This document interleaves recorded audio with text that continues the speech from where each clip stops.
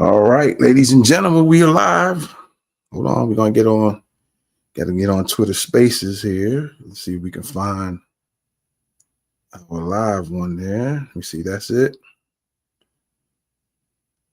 I think this is it. I'm gonna start that now.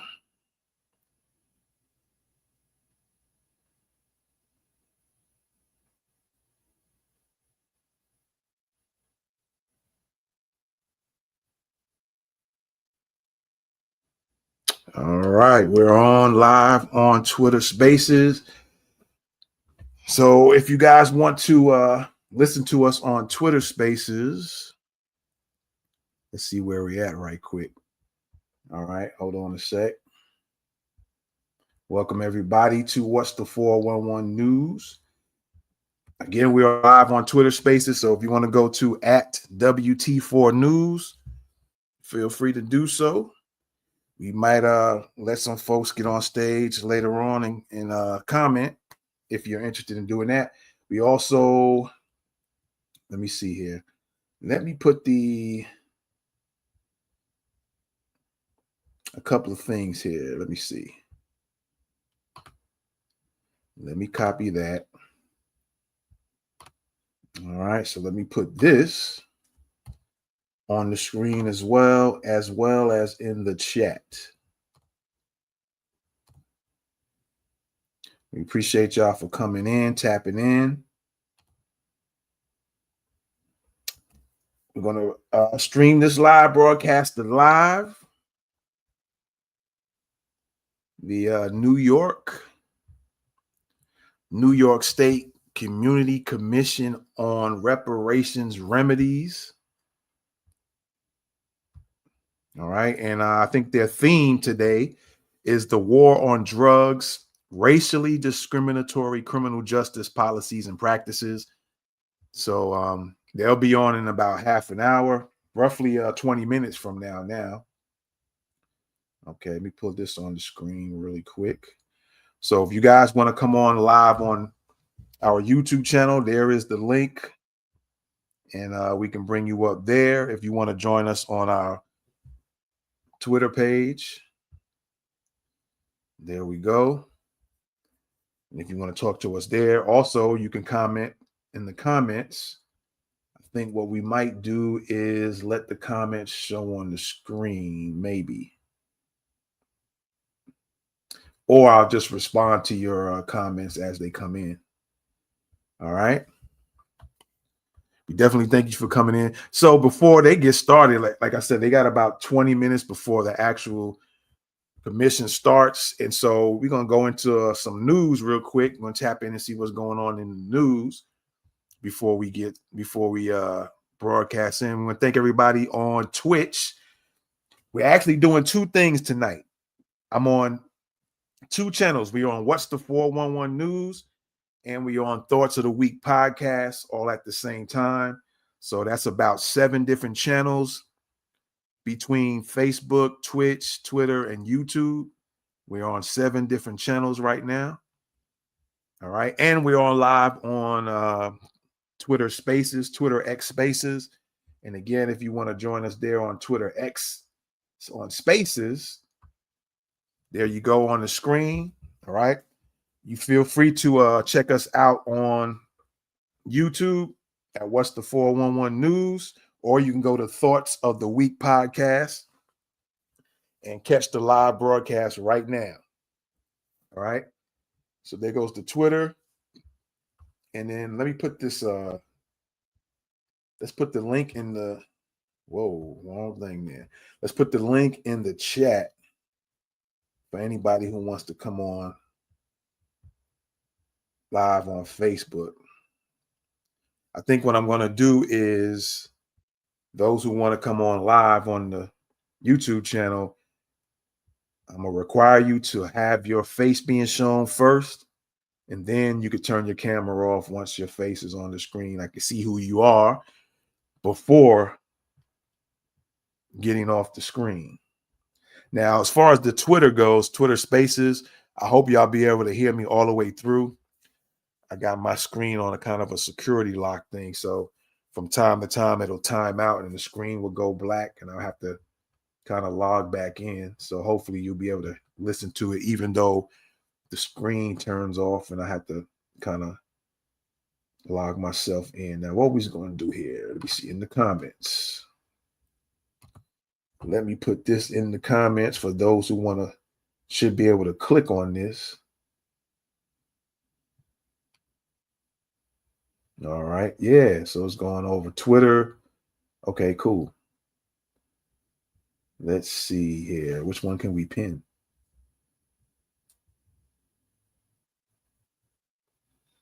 I'm going to go ahead and pin this one if we can.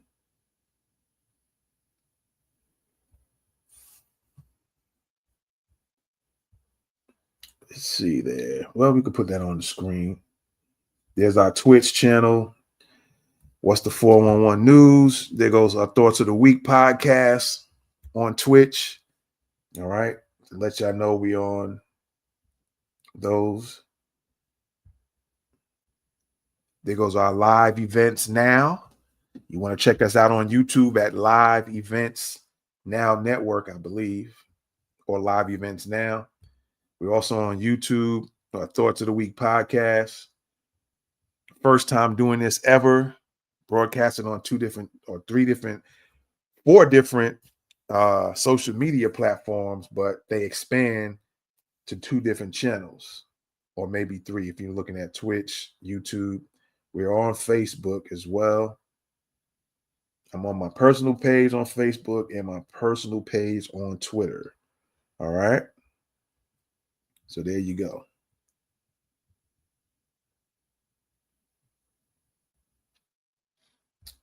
I thought we could put something in the, let me see. I thought there was a way to put user in timeout. No. Let's see. Oh, well. From time to time, I'll pop it up on the screen. There you go. Again, we thank everybody for coming in. People are coming in on our YouTube channel, our Twitter pages. We appreciate y'all on Twitch rather. Sorry about that. Thank you all for coming in on Twitter. We appreciate y'all. We got our Twitter X. Some folks are checking me out there on my personal page on Twitter. We got some YouTubes popping in and out. They'll be in and out from time to time. And again, we are live on Spaces. And so, yeah, we got about 15 minutes before the commission gets started. We'll put that on the screen. Be sure to go to what's the 411news.com if you want to get all the news. All right. Get the latest news. Check us out there. I should put that actually we could put the video live on our on what's the 411news.com. Let's see. Let me do that real quick. Let me just let me see where we're at here. Let me get nope, we don't want to pull that one up yet for sure. All right, let's see if we can get let's see if we can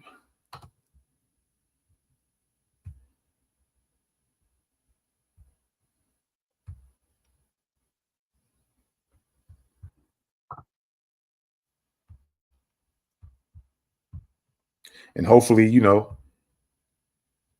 when we go live, funny things happen.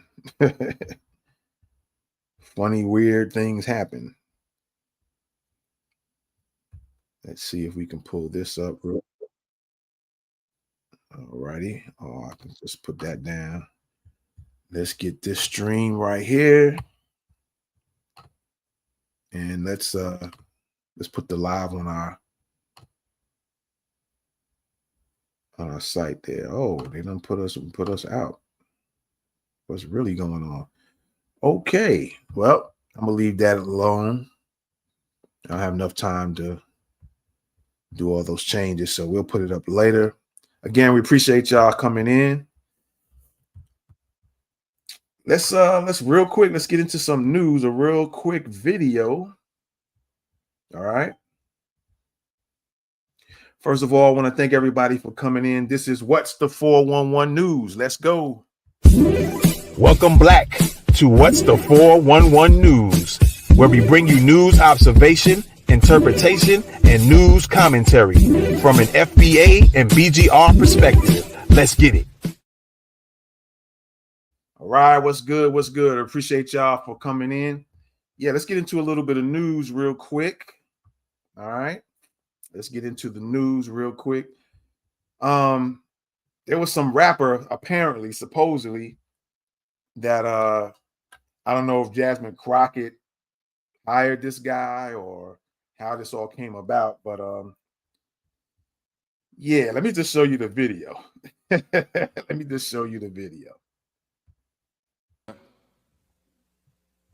Okay. She ain't never scared and she ain't never been. Who is willing to go toe to toe against the president? I can't wrap my head around someone who votes Republican. She advocate for feeding kids, they protect folks touching them. Trump invading his own country with our army, what a joke. We remember Pearl Harbor by illegally bombing boats. What y'all thought we wasn't gonna do nothing, buddy? Think again. They only trying to scare out of running cause they think she'll win. Listen, thought I told y'all we ain't never scared. Now look who name on the docket. Got 2 words for every racist bigot. Jasmine Crockett. Y'all hear the words. Me, I hope my money goes to side that isn't trying to say affordability is a hope. She stand on business, Austin toes. Texas Tote, don't need no more bad built, bleach, blonde, butch bodies moving forward.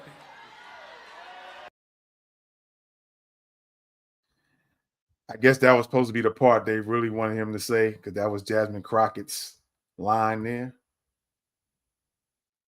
All right. What do y'all think about that one? My man had to read his own lyrics. You didn't memorize them things. You recorded the song and don't even memorize your own words. That's interesting. But on another note, see the play again. See what the play is. The play is to grab you by the entertainment, and then you're supposed to just latch on because, oh, she got somebody rapping for her, right? The same old play. Bring entertainers and then be insulting to Black Americans, to foundational Black Americans. Be insulting about it, right? That we supposed to just grasp and grab on to you putting entertainers in front of our face, right? So that's one of the things going on in the news today. Let's see, we're going to pull up some other things here, or at least go through one or two other things here. Let's see what's going on here.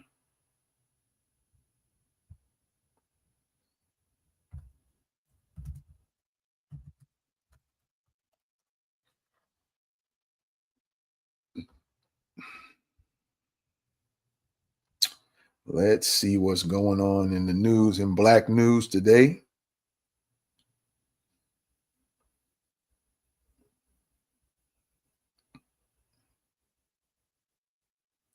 New proof a federal heat rule could save Black workers' lives. That's interesting. Let's go here real quick. Let's see what's going on here. State of Minnesota is defending Somali immigrants that Trump called garbage. And for what purpose? All right, what purpose was that for? For what reason?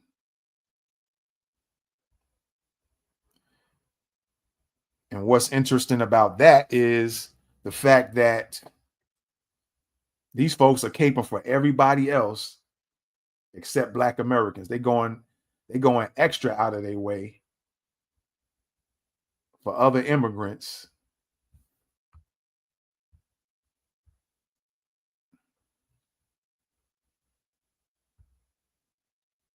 All right, for other immigrants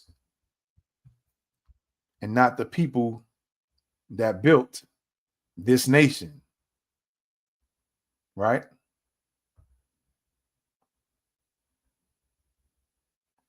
Shout out to y'all watching What's the 411 News on YouTube and watching us on Thoughts of the Week podcast on Twitch. What's the 411 News on Twitch? Shout out to y'all. We got my folks on Twitter X checking us out as well. Thank y'all for tapping in. Let's see what else we got. Let's see what else we have before we get out of here. Or before these where they go? There we go. All right, so Black deputy sheriff passes away after battle with breast cancer. She was only 45 years old. Everything to know about Diddy's daddy, the late Melvin Combs. That's in the news. Representative Jasmine Crockett is expected to run for Senate, setting up one of Texas' most closely watched races. Black founder launches Career Reset Summit to support Black professionals impacted by layoffs and furloughs. Very interesting. Let's see if we can, we'll read a little bit of that real quick. Matter of fact, let me move this over, man, because I'm always seeming to miss that. Where we at? What's this right here? Okay. Let's see what they're talking about real quick. With Black, let me see, hold on. 2-day hybrid event led by LinkedIn Pros offers career rebuilding, LinkedIn strategy, and community support during ongoing economic uncertainty. With Black professionals disproportionately impacted by recent corporate layoffs, federal furloughs, and the looming possibility of another government shutdown. What's the date on this? It's just yesterday. Cool. Adrienne Simpson, CEO of the LinkedIn Pros, is launching the Career Reset Summit. Is she related to OJ Simpson? Adrienne Simpson, all right. Again, CEO of the LinkedIn Pros is launching the Career Reset Summit, a 2-day hybrid event on December 11th and 12th, 2025, designed to support individuals navigating career disruption. According to labor data and national reporting, Black workers have faced higher rates of job instability in 2024 and 2025, especially in federal positions, HR roles, corporate leadership, and tech-driven industries. The Career Reset opportunities tailored to professionals rebuilding after sudden employment changes. And they have like an itinerary, I guess you can say this is. So on day one is in Atlanta, in person, and then day two is virtual nationwide. Let me see if, let me click on this website. I might be able to put y'all on. Some of y'all might be interested in that. Let's see what pops up.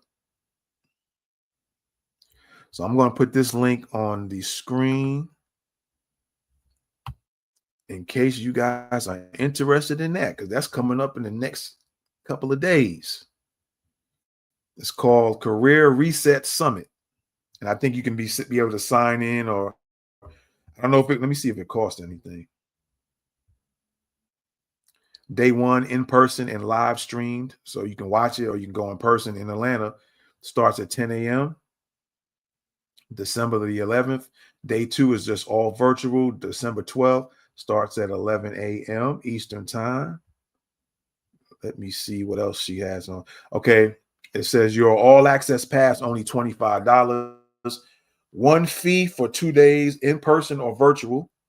Includes networking lunch for day one, virtual breakouts, replays, and bonus tools. I tell you what, let's put that on the screen.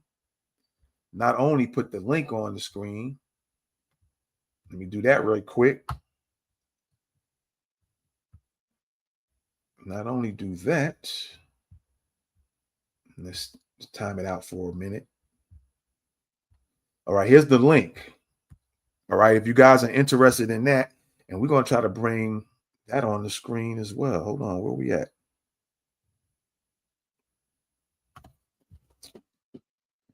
Okay, in order for me to do that, I'm going to have to remove this one real quick. No, I don't want to do that right now.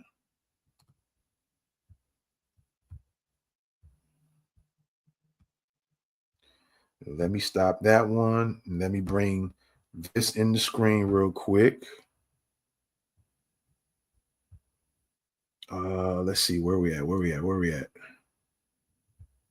There we go.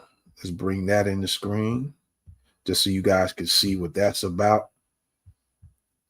All right. Just bear with me for a sec.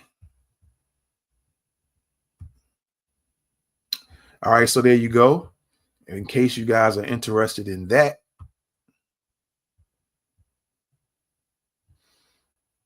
All right. We have about a minute left before it gets started. We'll tap in very shortly here. All right, I'm just scrolling through this pretty quick so you guys can see what's going on. There goes the website, careerresetsummit.com. You guys see that on the screen? Let me make sure you see that. Yep, that's good. Cool. Let me pull my Twitter spaces back up. There we go. Looks like we good. We're back on Twitter space. I think y'all can hear me for those who might be going there. All right. So yeah, you might be interested in checking that out.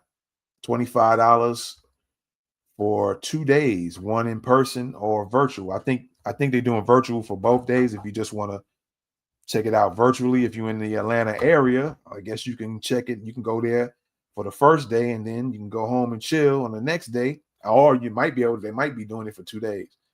So you can go home and chill or and watch it there at home, or you can be there in person. All right. So let's see if what's going on here. They got about a minute before they go live. Okay, we'll pull them up in a sec. All right. So that's what's going on. And let me see what else is going on here. Man, this thing is just jumping all over the place. Makes no sense at all. There we go. I tell you all the time, funny stuff happens when you go live trying to put out real information and keep people informed, and weird stuff start happening. All right, Trump pardons former Honduran president Juan Orlando Hernandez for drug conviction. Yeah, y'all keep that one in mind, okay? I think this was a big time drug dude, but yet he's going after other drug people. Yo, my man is off the chain. So, black man in wheelchair thrown to the ground by police for being loud. Stephen A. Smith tells The View he doesn't agree with Democrats focusing on protecting black women. Ladies, what do you think about that one? Ladies, what do you think about that one? Let me see, what's this right here? Oh, I didn't realize this was up. Oh, I pulled that up. Okay, I got you. So again, Adrienne Simpson is doing her Career Reset Summit. All right, y'all keep that in mind. Let me pull her link up. I don't know the person. I'm just putting it out there in case you guys are interested. There's the website if you guys are interested. For people, they're letting go on these corporate jobs. So she's doing a little summit to try to get some black folks, I believe, back on track and get them to have them continuously keep going. Let me see. 7-year-old boy loses both legs after surviving life-threatening flu. Wow. You just never hear about a child having to lose their legs because the flu was life-threatening. Never heard of that. Automatically, what came to my head is is medical apartheid. As soon as I read that headline title, it snapped right in, medical apartheid. That's crazy. 16-year-old black teen gives birth alone, initially claims baby was left on the porch. Whoa. 5-year-old black boy saves family from fire that destroyed their home. Shout out to him. Renajai, I think that's his name. Most Americans don't agree with Trump's boat strikes that have killed more than 80 people. Meet the couple turning trials into triumphs through faith and love. Black financial advisor warns, beware the merchants of debt. All right. Platform helps Black, Haitian, and other immigrant salon owners earn revenue helping their customers learn English. Black Americans, that's something you guys can actually do. Start teaching folks some English and making some money for these immigrants coming over wanting to learn or needing to learn English. The first ever official AI sung album from the Caribbean is out. Really? So you don't have any Caribbean heavy hitters in the music industry? You had to get AI? Very interesting. All right, looks like they're live. Let me pull up them on the screen. So that's it for the news right now. Let's go on and pull. Let me get this out of here. We already showed you that. And let's pull up. There we go. And let's pull this on the screen. And we're going to pull it up on the screen right now. Let's get them out of here. All right, so there we go, ladies and gentlemen. Whenever they get started, we'll just listen in. I'm going to still go over some news real quick. Let me make sure that the volume is turned up for them. There we go. All right. So there it is, the New York State Community Commission on Reparations Remedies public hearing. The Carol L. Crooms Becker Center. For those who are in New York, you might want to roll up down to the Becker Center at 1105 Park Avenue, Utica, New York. Today, it is 5:37 right now, so whenever they get started, I guess. You may submit comment for review by the Reparations Commission via telephone at 518-473-3997 or at reparationscommission@reparations.ny.gov. Y'all guys see it on the screen. All right, you see it on the screen. So, yeah, I say even if you're not in New York, go ahead and give them a call. All right, but tell your folks, family who's in New York, that live in New York, tell them to come check us out now. Tell them to go to YouTube, go to What's the 411 News on YouTube, and tell them watch live, or they can go to Thoughts of the Week podcast on YouTube and watch live. And tell them they can tap in, call the Reparations Commission at 518-473-3997, or they can, or at Reparations Commission at reparations.ny.gov, ny.gov. All right. Tell your peoples there too. All right. Again, this is What's the 411 News. And this is the New York State Community Commission on Reparations Remedies public hearing. Welcome. Welcome back to What's the 411 News, where we bring you news observation, interpretation, and news commentary from an FBA and BGR perspective. Let's get it. Yes, sir. From an FBA and BGR perspective, from a foundational Black American or Black American and or Black grassroots perspective. You know what I'm saying? And yes, we are live. This is the New York State Community Commission on Reparations Remedies public hearing. They are live. I'm just waiting for them to come in and see what they're talking about. In the meantime and in between time, feel free to put your comments in. If you hear something that sparks you to want to say something, feel free to do that. You know, there we go. Also, oh, there they go. I can hear them. Good evening, everyone. Thank you for being here. We are excited to have a packed house here in Utica, New York. Yes, Utica. We are happy to be here. Even though it's snowing, we don't care. We are here to do some important work tonight. So before I get into our introduction, I want to just make time to recognize our commission. And I'll go into detail about the commission.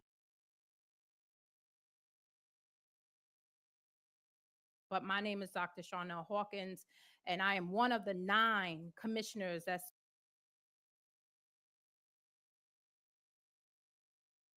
serve on the New York State Community Commission. Looking like they're having some connection issues. We are proud. They might be having some connection issues. Have 3 representatives that will be here in person. One of our commissioners, Dr. Daniels, is on his way. He is on Amtrak as we speak. But I just wanted to acknowledge the commissioners. We also have one commissioner online, Linda Brown Robinson. So we will make time to introduce, and then we'll get into the program. But as I said, I'm Dr. Charnel Hawkins, and I am honored to be here today as one of the commissioners. My day job, I serve as the president and CEO of the Urban League of Rochester. So I'm not far, 2 hours away, hoping I can make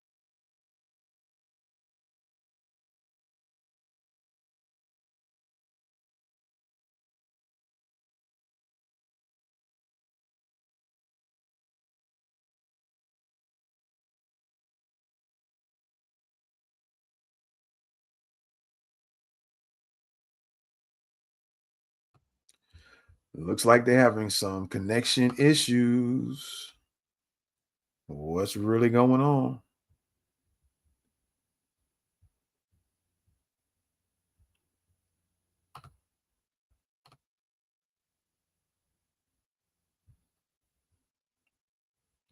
They might be having some connection issues. Hopefully they'll get it corrected.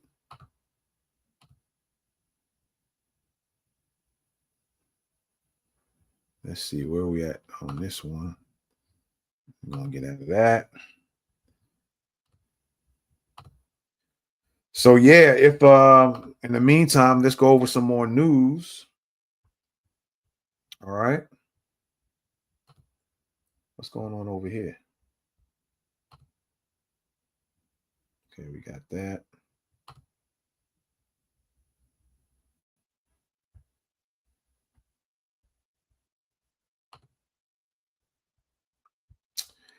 Yeah, it looks like they have some connection issues. She said it was snowing, so it could be the effects from the snow. Who knows? The bad weather. Hopefully they'll get it together. Let's see if we can do this real quick. Hold on. we might be able to do something on our end. Let's see if it works. May not have anything to do with us at all. But let's try this anyway. Let's see what happens.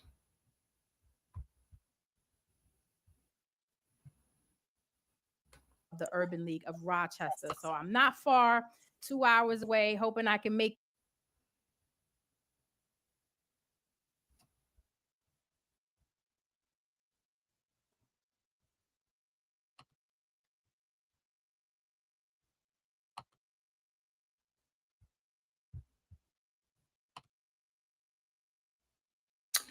Yeah, seems like it's some issues, man. Let's try it again.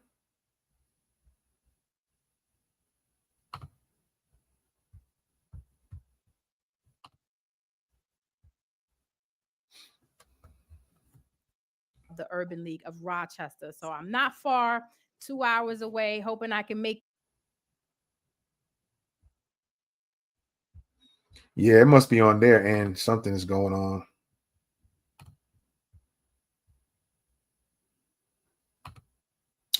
I hate that happened.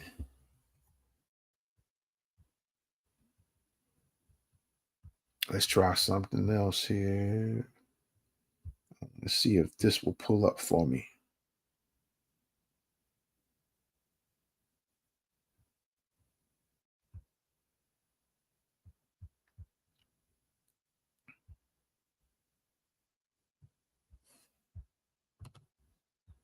You ladies and gents, stand by a sec. I'm going to try a couple of things here until it comes back on. So stand by, ladies and gents.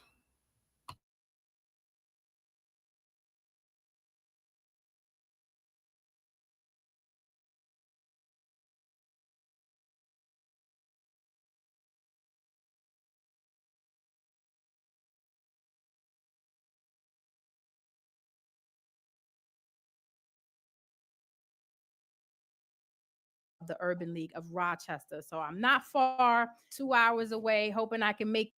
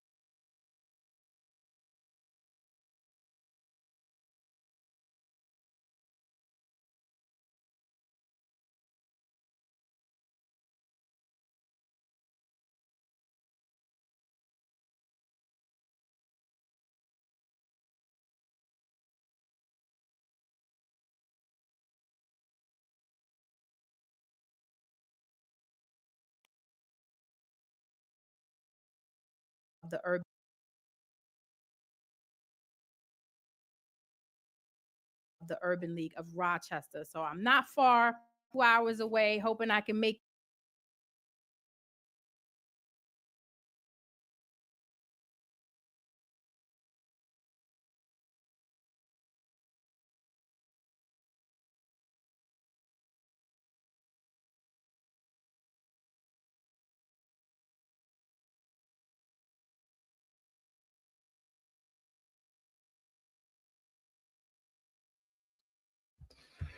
Y'all bear with us. They apparently they're having problems on their own channel, and because it looks like we're good over here, and I'm constantly trying to see how I can maybe remedy it on our end. But we'll keep trying, and there's a couple of things I'm looking at. I'm gonna try real quick. But hopefully things are set in. Like she said, that's Dr. Charnel Hawkins. She's on the commission for Reparations Task Force in New York. And she's already mentioned that they were having snow problems. So go figure. All right. But we're going to still be tapped in, and we're going to continue to try to remedy this issue on this end. So you guys stand by. I'm getting ready to try some other stuff to see if we can get a live feed going. All right. Matter of fact, it might be a good idea to call that number.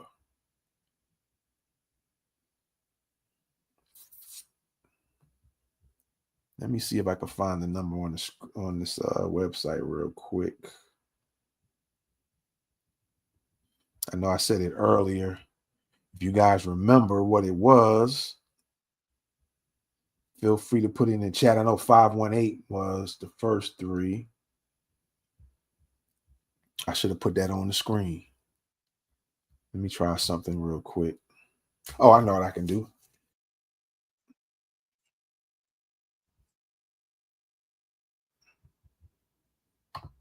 All right. Yeah, 518-473-3997. I don't know if that's going to be a live number or that's just to put your comments in, but I guess it's worth a try. I can't make the phone call right now because I'm on Twitter Spaces with my phone, but if one of you guys want to call that number, feel free and let them know that, hey, something's going on with their live stream feed on YouTube. And I'm going to check some things out on my end. So stand by, ladies and gentlemen. We'll be right back. We'll be right back. This is What's the 411 News. Welcome back to What's the 411 News, where we bring you news observation, interpretation, and news commentary from an FBA and BGR perspective. Let's get it.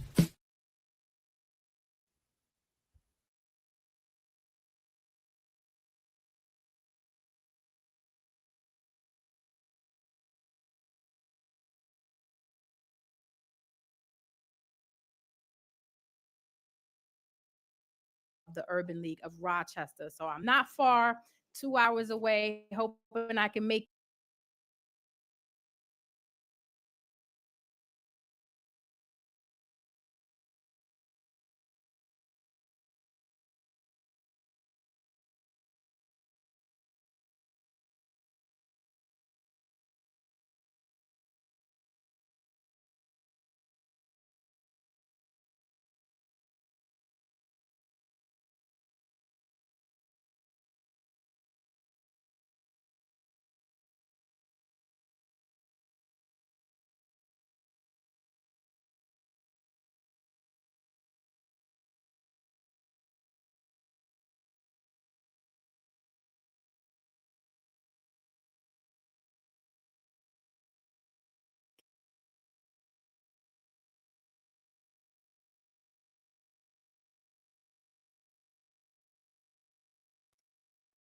All right, looks like they got their stuff together, but it looks like their audio is out. So you're just gonna have to read some of the stuff that's on the screen, and maybe their audio will kick back in a sec. We'll see what happens. Like I said, when you go live and you really want to try to inform the people, the things start happening. It's the best I can tell you like that. Black relative. All right, looks like they're trying to get their audio together. Was in slavery. Speakers today that come and share and educate us all. And so thank you. In 1711, a slave market was established at the foot of Wall Street at what is now the intersection of Wall and Water Streets. This market is which Native and Black people were sold, and this remained active for decades, playing a central role in New York City's economy. Enslavement wasn't just a Southern institution; it was foundational to New York State's development. So I want to talk a little bit about the pervasiveness of slavery in New York State. And here we have an excerpt of the 1800 census in New York State, illustrating the pervasiveness of slavery in this northern state. In 1799, New York passed legislation from gradual abolition. Abolition wasn't fully implemented in New York until 1827. The census document shows that how New York counted enslaved persons under the 3/5 clause of the Constitution, which enhanced Southern political power, and is one example of the North's continued complicity in the institution of slavery.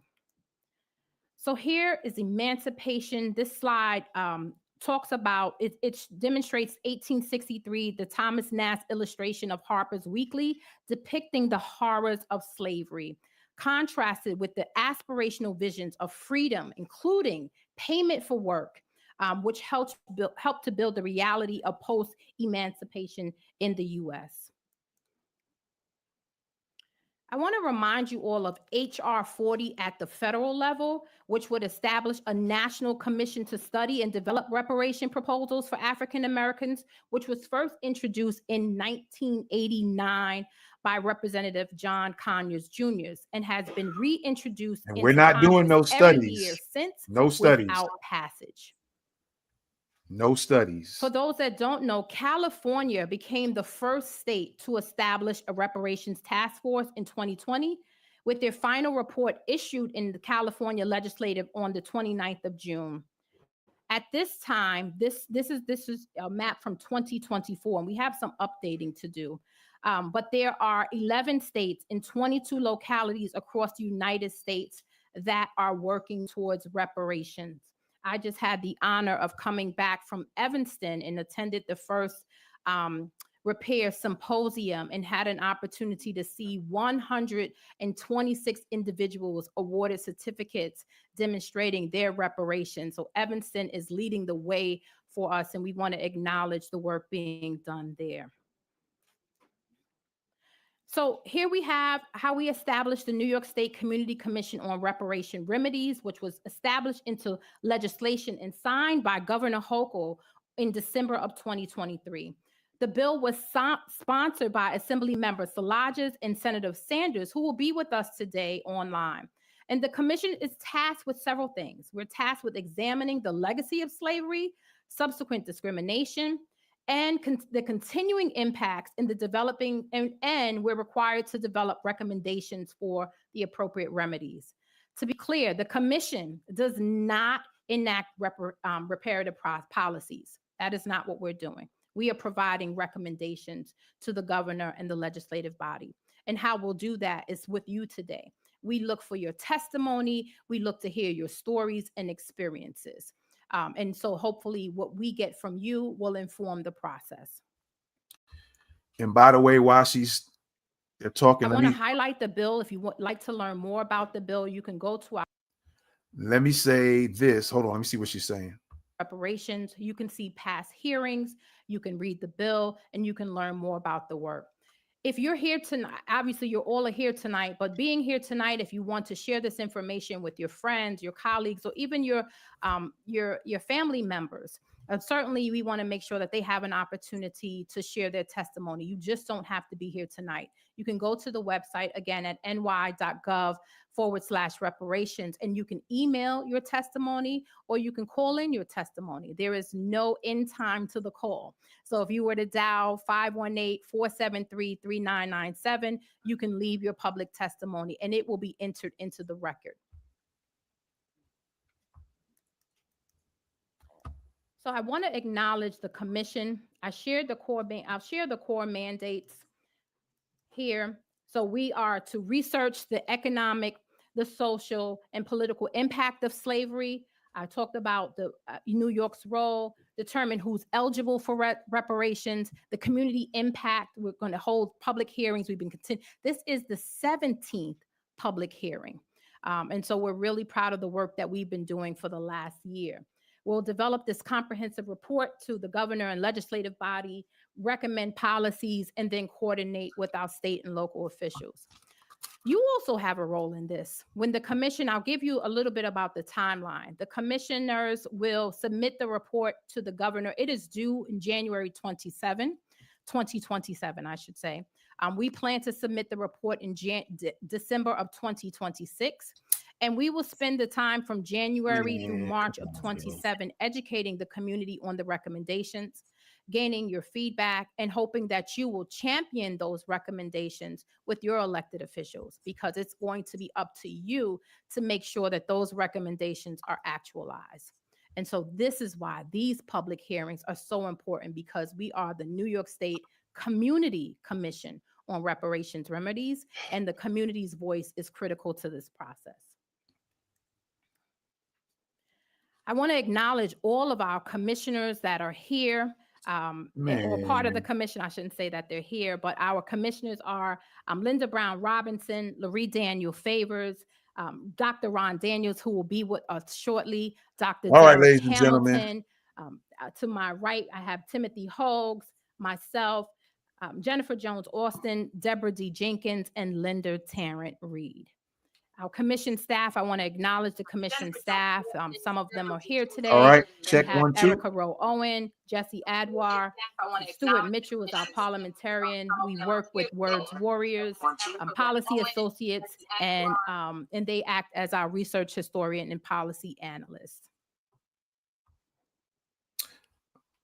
All right, we also have an executive committee that leads the work for the commission, and I serve as the chair, as I've already mentioned. We have our vice chair, Deborah. Just real quick, from time to time, like I said, you might experience some technical difficulties. It's not on our end. Sometimes the screens freeze. I'm trying to do all I can to not make the screens freeze at all, to make sure it's not coming from us. But also, just be aware that, like I said, when it comes to informing the people on some real stuff and not some game playing, you're going to have all these problems popping up here and there. So let's get back to listening in. Be part of the public record. Please send an email. You're already here at a public hearing, but we also have business meetings. And the business meetings are when we conduct the business of the commission. We don't typically have public testimony, but we talk about the work that the commission will participate in. Our last business meeting was October 24th, and we plan to have one in January of 2027. So stay tuned. You can watch, 26. I've skipped the year. I'm excited about the work we're doing. Commissioner Hogues keeps me on task. I'm grateful to him. So we'll have a meeting in January 26th. We also plan to be at the caucus in February in Albany. Public hearings, you'll see how they'll work today. We ask that we maintain an environment that's respectful. This information, this topic is certainly charged, but it's also emotional. And we acknowledge that there's a lot of emotion. There's certainly trauma connected to it. And we want to be respectful. But we also ask that you be respectful of the time. You'll have 3 minutes to speak. And within those 3 minutes, we ask that if your testimony is not completed, that you still stop. We'll acknowledge you, and then you can either call in or email your testimony. But we want to make sure that we have time to hear from everyone today. Questions about that? All right. We talked about written comments and how you can get involved. One of the things that we need you to do is share the information. We have social media. You can share information about the public hearings, invite people to visit our website and learn more about New York State's efforts.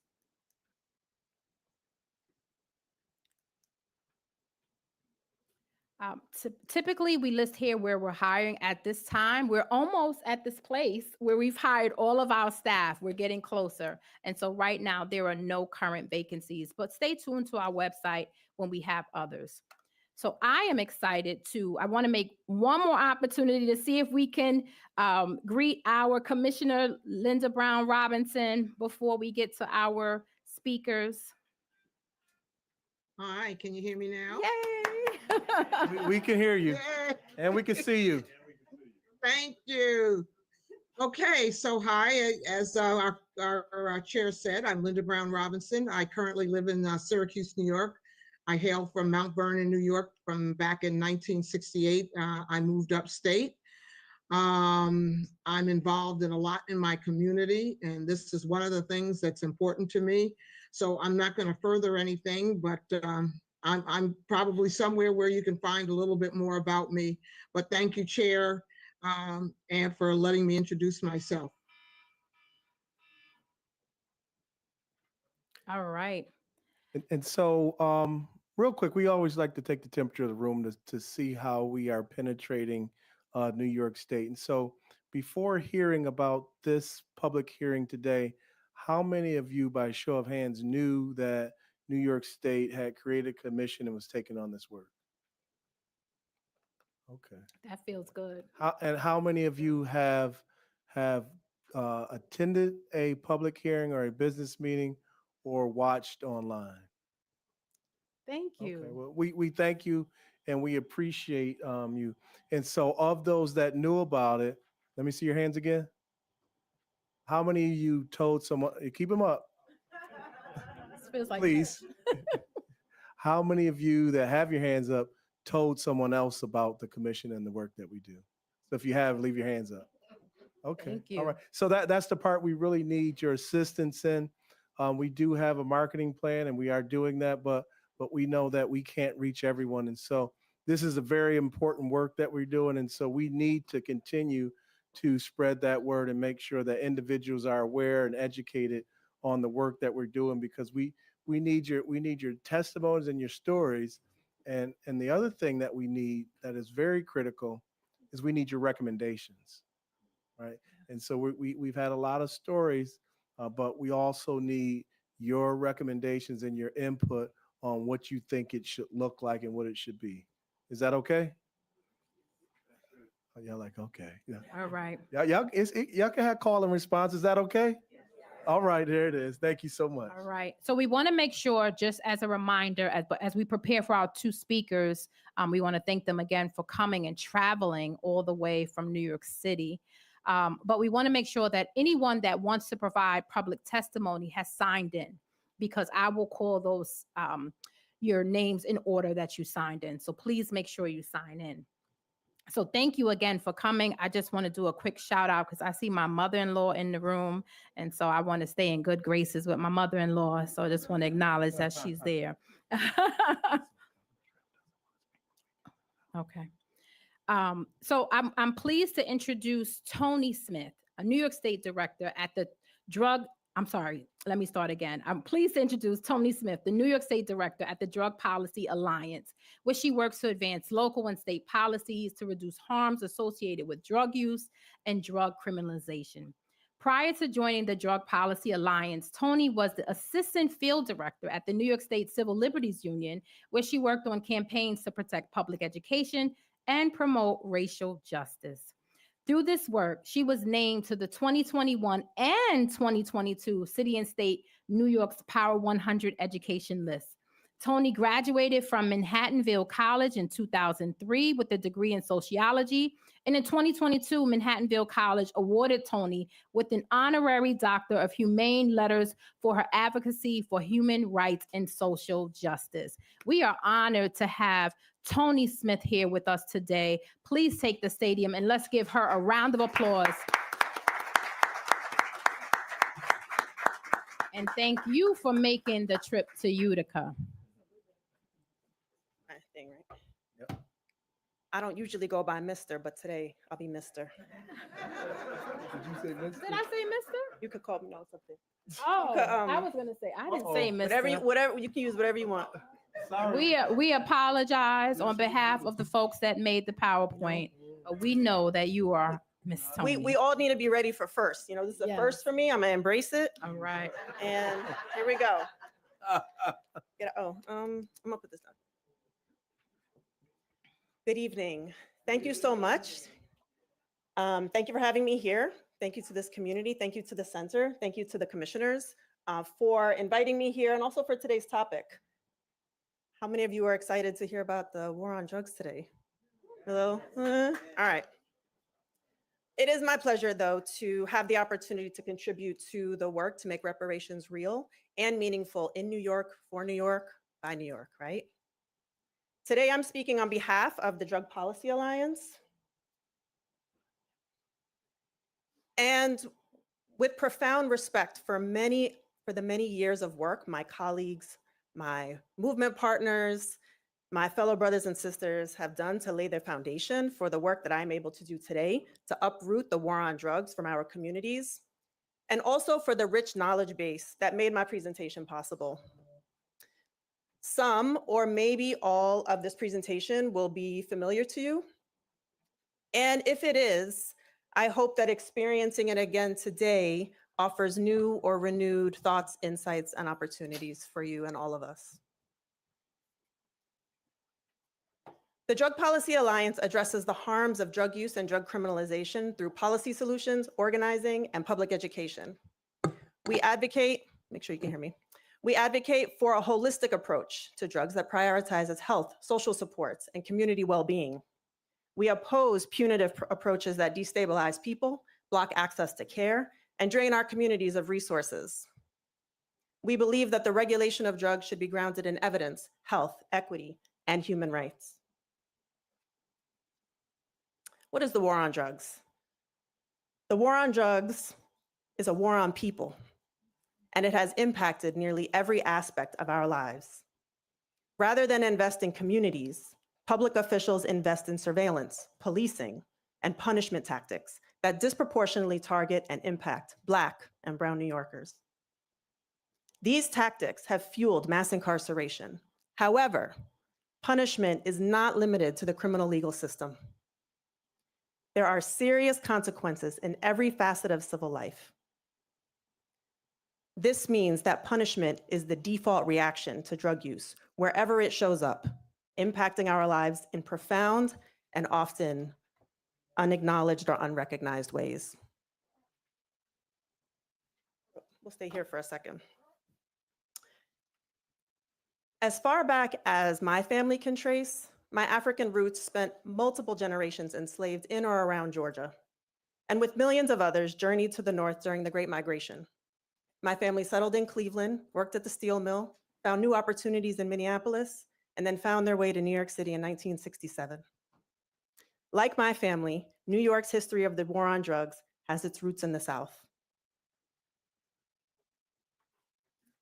In 1914, the New York Times published an article manufacturing fears about violent, cocaine-crazed Black people menacing the South. This article goes on to say that drug taking had become a, quote, race menace in the South, and that Southern states like Georgia, North Carolina, Tennessee, and Mississippi had many more times, quote, insane drug takers than did New York State. That same year, Congress passed the Harrison Narcotic Tax Act, the first piece of federal legislation enacting a prohibition on drugs. The Harrison Act effectively outlawed opiates and cocaine. Experts testified that most of the attacks upon white women of the South were the direct result of the cocaine-crazed brains of Black people. Similar rhetoric was used by Harry Anslinger, the head of the Federal Bureau of Narcotics, to outlaw cannabis in 1937. Anslinger claimed that the majority of cannabis users were Black and brown, and that using cannabis induced violent behaviors and would also cause white women to seek sex with Black men.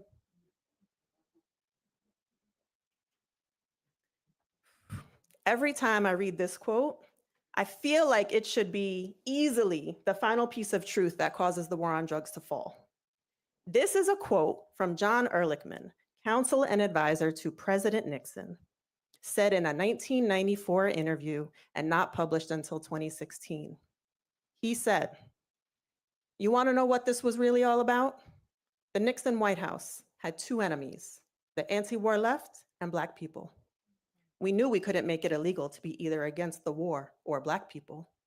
But by getting the public to associate the hippies with marijuana and the Blacks with heroin, and then criminalizing them both heavily, we could disrupt those communities. We could arrest their leaders, raid their homes, break up their meetings, and vilify them night after night on the evening news. Did we know we were lying about the drugs? Of course we did."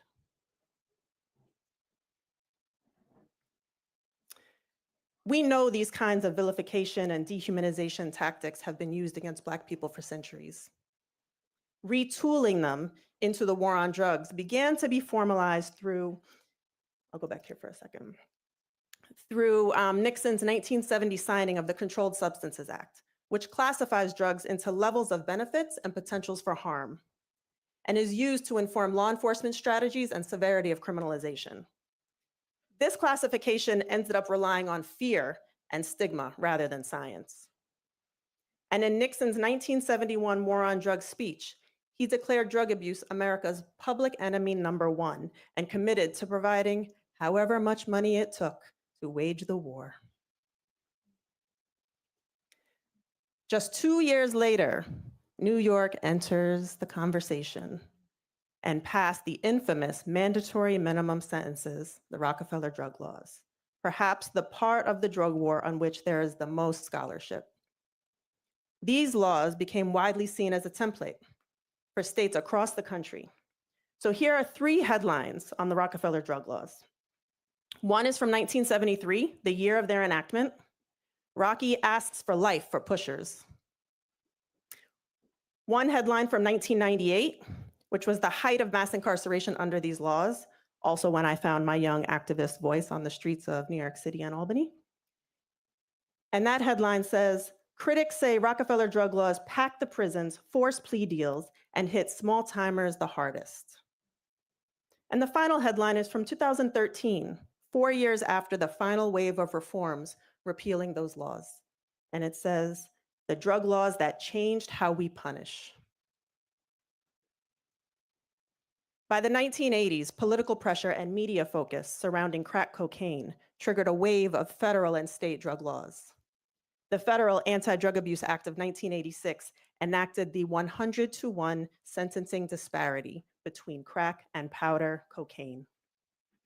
Although the drugs are nearly identical, the disparity was created because the perceived users of crack cocaine were Black people. Though it was reduced in 2010, the disparity is still 18-to-1.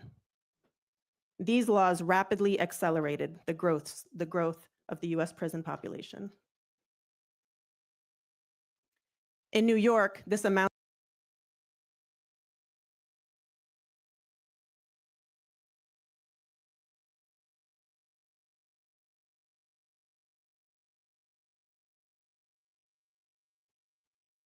All right, ladies and gentlemen, this is What's the 411 News.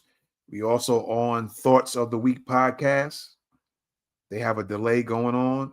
It's going to probably happen off and on throughout the evening, and we'll keep it on until they come back. All right. Also, be sure to submit your comments.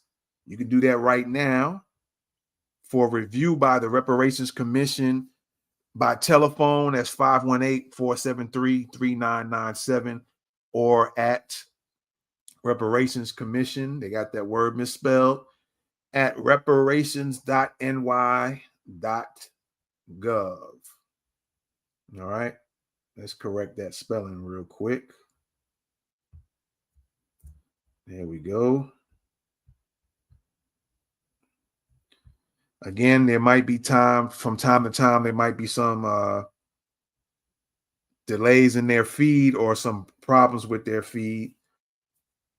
They mentioned that they're experiencing some snow, so that could be one of the reasons why that is going on. So just bear with it.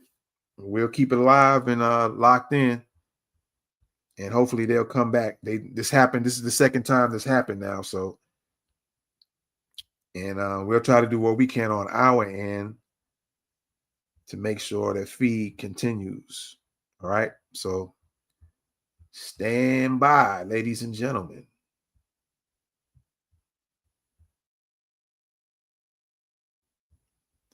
This is What's the 411 News with the live Reparations Commission, New York State Commission on Reparations Remedies public hearing. Welcome back to What's the 411 News, where we bring you news observation, interpretation, and news commentary from an FBA and BGR perspective. Let's get it.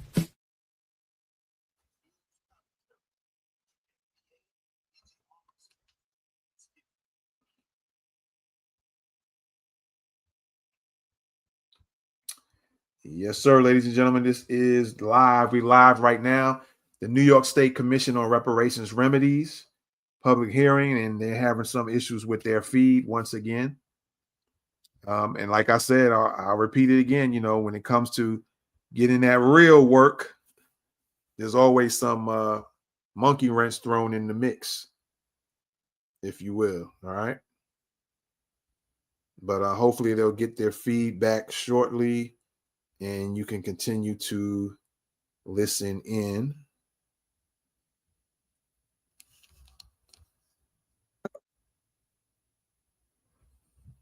There we go. Looks like they got to get their audio together. So it's jumped a little bit.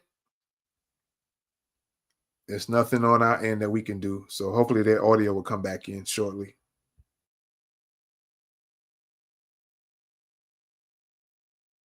One strike encourages immediate eviction after suspected drug activity. Eviction does not require arrest or criminal conviction. It doesn't even matter whether the drug use was otherwise problematic or non-problematic. Once someone has been evicted for drug-related activity, federal law requires housing authorities to ban access to public housing for 3 years. These policies have put many families in the impossible position of choosing between giving up their housing or turning their backs on family members.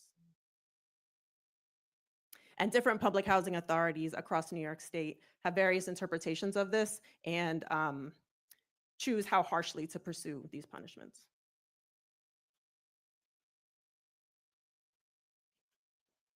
There are two significant harms Black New Yorkers are experiencing due to today's drug war that I want to highlight. The first is the separation of Black mothers from their babies. A May 2024 report of the New York Advisory Committee of the U.S. Commission on Civil Rights states, Black people who are pregnant are drug tested and reported to Child Protective Services at higher rates than white people who are pregnant, despite higher rates of drug use among white people who are pregnant. Disproportionate drug screening of Black mothers and newborns without consent adds to the excessive surveillance of Black families and leads to an increase in foster care placements. Starting in 1973 with the passage of the Child Abuse Prevention and Treatment Act, and continuing with the escalation of the drug war in the 1980s, real and perceived drug use has been used as an excuse to remove children, primarily Black and brown children, from their homes and from their communities. Our system treats any drug use as a predictor of child abuse and neglect, even though research shows that poverty is one of the highest, right? One of the largest predictors of adverse childhood experiences and outcomes. For newborns who have been exposed to drugs, by the way, there are known practices like breastfeeding and skin-to-skin contact that support and improve health and keep parents together with their newborns. Intervention by the family policing system can lead to adverse education, employment, and mental and behavioral health outcomes among children. In New York, investigations and newborn removals target Black mothers the most, despite similar or lower rates of drug use. Nationally and in New York State, newborns and infants comprise by far the largest share of children removed from their families and into the foster care system. There are much lower odds of a parent reunifying when their newborn or infant is taken as compared with older children. And the harms of these separations have generational impacts, as we know. The second harm is the overdose crisis killing our men. This article is from less than a year ago, and it opens like this. Young Black men in cities across America died of drug overdoses at high rates in the 1980s and 1990s.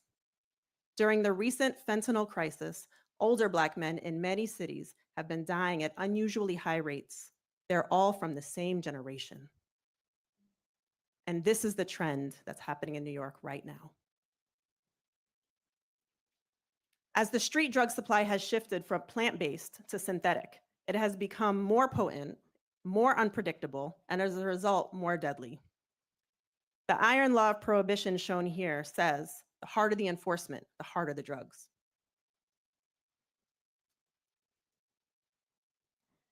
None of us in this room are new to the realities of medical racism, I know. Similar to untreated or undertreated chronic health conditions, treatment for substance use disorder is harder to access and not as adequate for Black New Yorkers. This increases the risk of overdose death. Overdose deaths are also higher among people recently released from incarceration and people who are unhoused, both circumstances to which Black people are overly subjected. Here's a statewide snapshot of overdose deaths between 2019 and 2023. Deaths among Black New Yorkers have skyrocketed in recent years, mostly men. There are coordinated and collaborative efforts across the state and across the country for and by Black people to uproot the war on drugs and all of its harms from our lives and from our communities. This forthcoming report by Elmcor Youth and Adult Activities, the National Black Harm Reduction Network, Global Black Economic Forum, Council on Black Health, Black Faces, Black Voices, and the Johns Hopkins Center for Health Disparity Solutions is one effort that is underway. The New York Informed Consent Coalition is another effort. This coalition is made up of people directly impacted by the family policing system, organizers, activists, doulas, physicians, nurses, social workers, public defenders, civil rights groups, and reproductive rights and justice organizations to keep Black mamas and their babies together.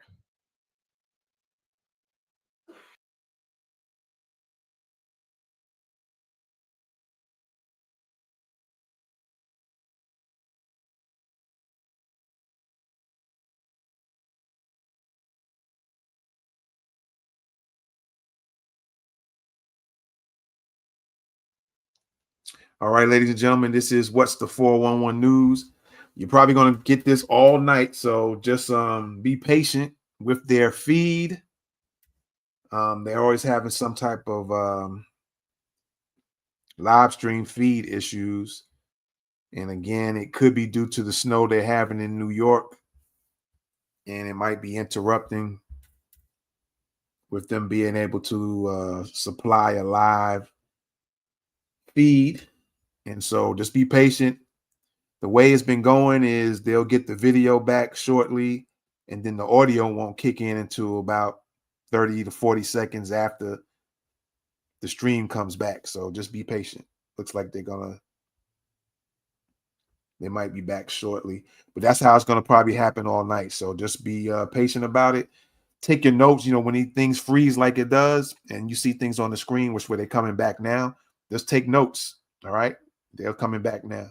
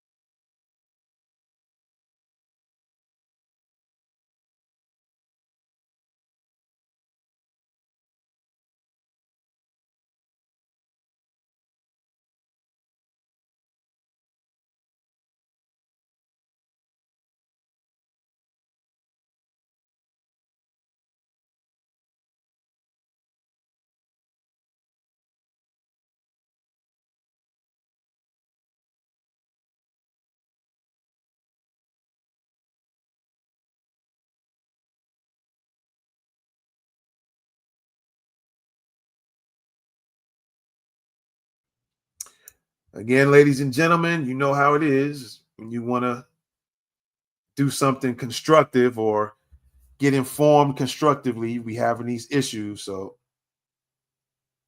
as I just stated, for those who might be listening to us on Twitter Spaces, is that you're probably going to get this all night. You're going to have a video freeze along with the audio, and then after a few minutes, the video will kick back in, and then the audio will follow right behind it. So just be patient. It's one of those things, man. Like I said, now if we was up here or it was videos of people twerking, the live feed wouldn't even, there will be no issues with the live feed. You see some live twerking, you get the super connection then. All right. So with that being said, this is What's the 411 News, and we are live with the New York State Commission on Reparations, Remedies, public hearing. Welcome in. Welcome back to What's the 411 News, where we bring you news observation, interpretation, and news commentary from an FBA and BGR perspective. Let's get it. Yes, indeed. Welcome back, everybody. Looks like they got the video in now. I guess the audio will kick in here in a minute or two.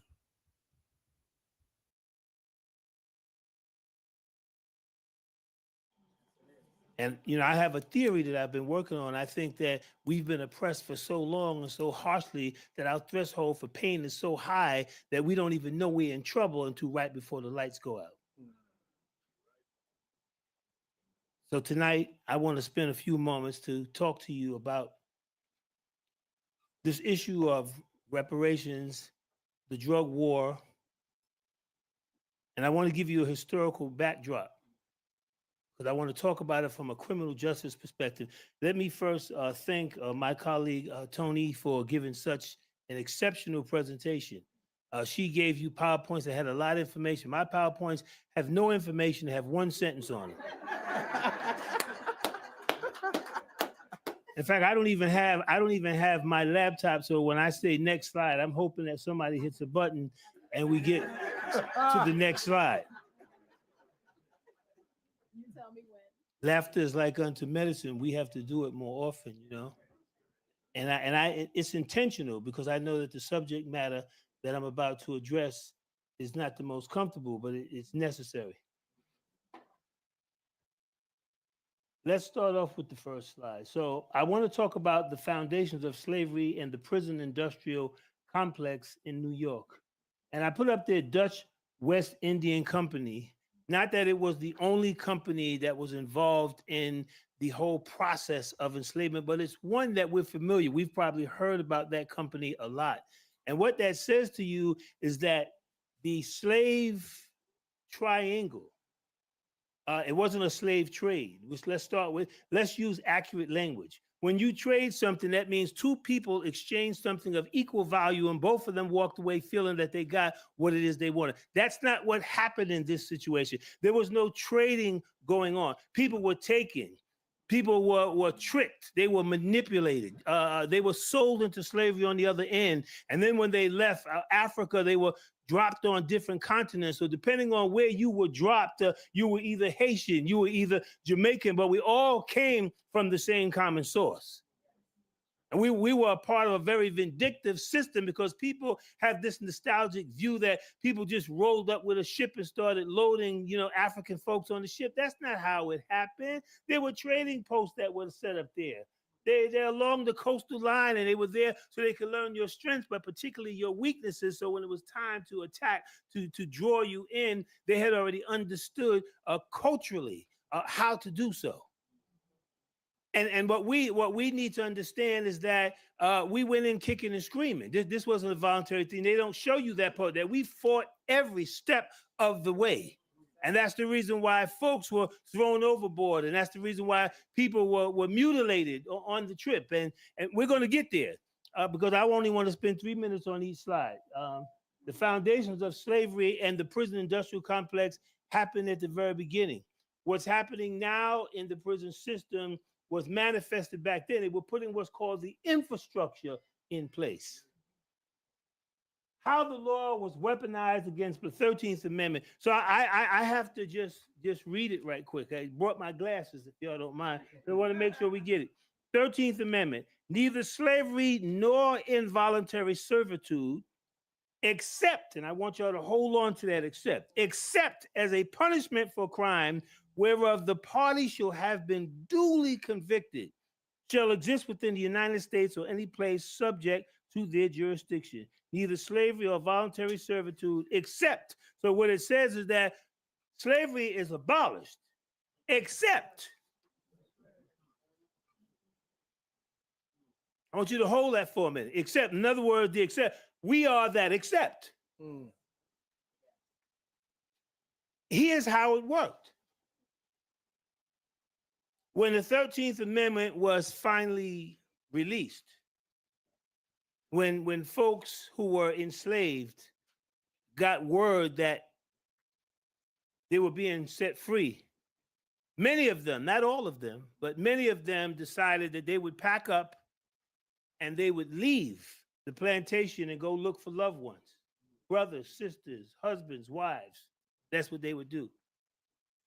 But in doing so, they would have to step off of the plantation. Well, just pause for a second. Before they got the word, there's been some changes in the law or some new laws added. There were slave laws for sure, but now these were black codes, the same kind of law, but more enhanced. The law that said that as soon as you stepped off the plantation, that you did not have a place of residence and you were unemployed, you were arrested.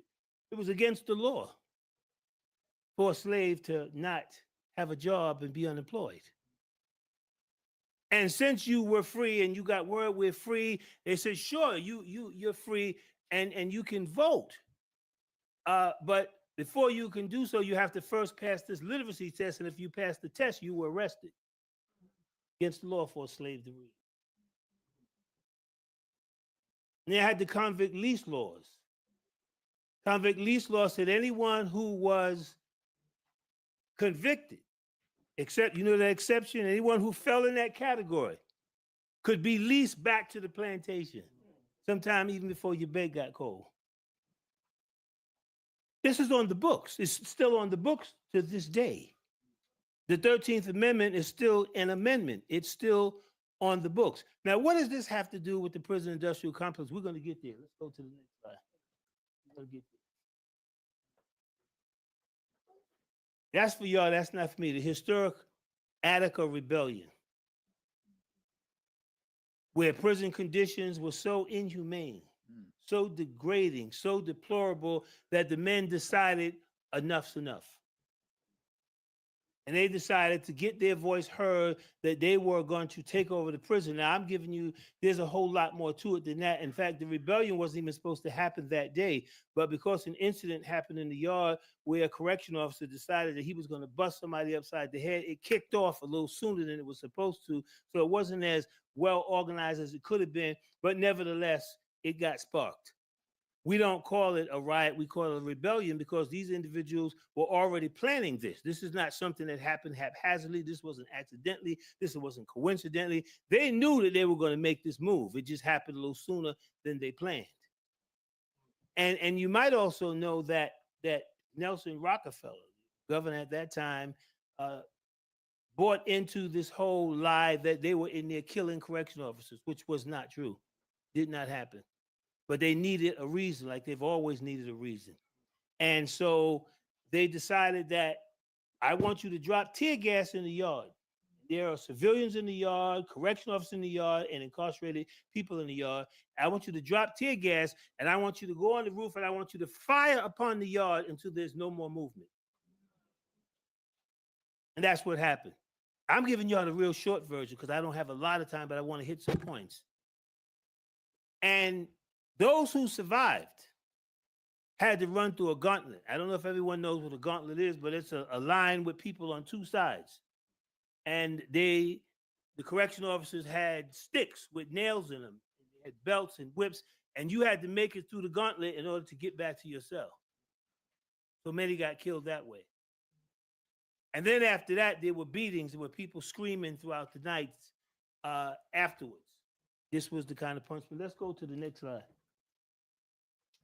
So the Rockefeller drug laws, you know, they were initiated in 1973. And these were the laws that gave the harshest penalties, the longest sentences. I mean, there were people who were being convicted for 2 or 3 packs of crack. They was giving them 10 and 20 and 30 and 40 and 50. I know a person that got busted with 10 packs of crack, and they gave him 10 years for each pack under Rockefeller drug. And the war, you know, when you wage a war, that means that you have an enemy. And when you at war with an enemy, the objective of war is for you to kill the enemy, right? You don't go to war to hurt the enemy. You don't go there to capture, because you capture him, that means you got to feed him. That means you got to spend money. So no, you go to war to kill the enemy. So I want you to know that this war was waged to kill who it was targeted to kill. And that was folks who were Black. Now, before I go on, I got to go back, but you can leave the slide there. Yeah, because I want to, that's good. Keep it right there. I want to go back for a second and tell you that there has been a war on Black people since the day one. And it's been a relentless, continuous war. And this is a war that has caused a great deal of harm and a great deal of injury. Injury to, first of all, our humanity. Our humanity has been under attack. You got to understand, and I'm not trying to make comparisons with no other groups. I'm not going to get into that. I'm going to say what happened to Black people during that process, that you were totally dehumanized and degraded. Your culture, your music, your mores, your traditions, your rules, everything that made you who you were crushed. And there was a process of doing this. This wasn't a casual process. In the Caribbean islands, for instance, it was where the breaking down process had to take place, where you were tamed like you tame a horse.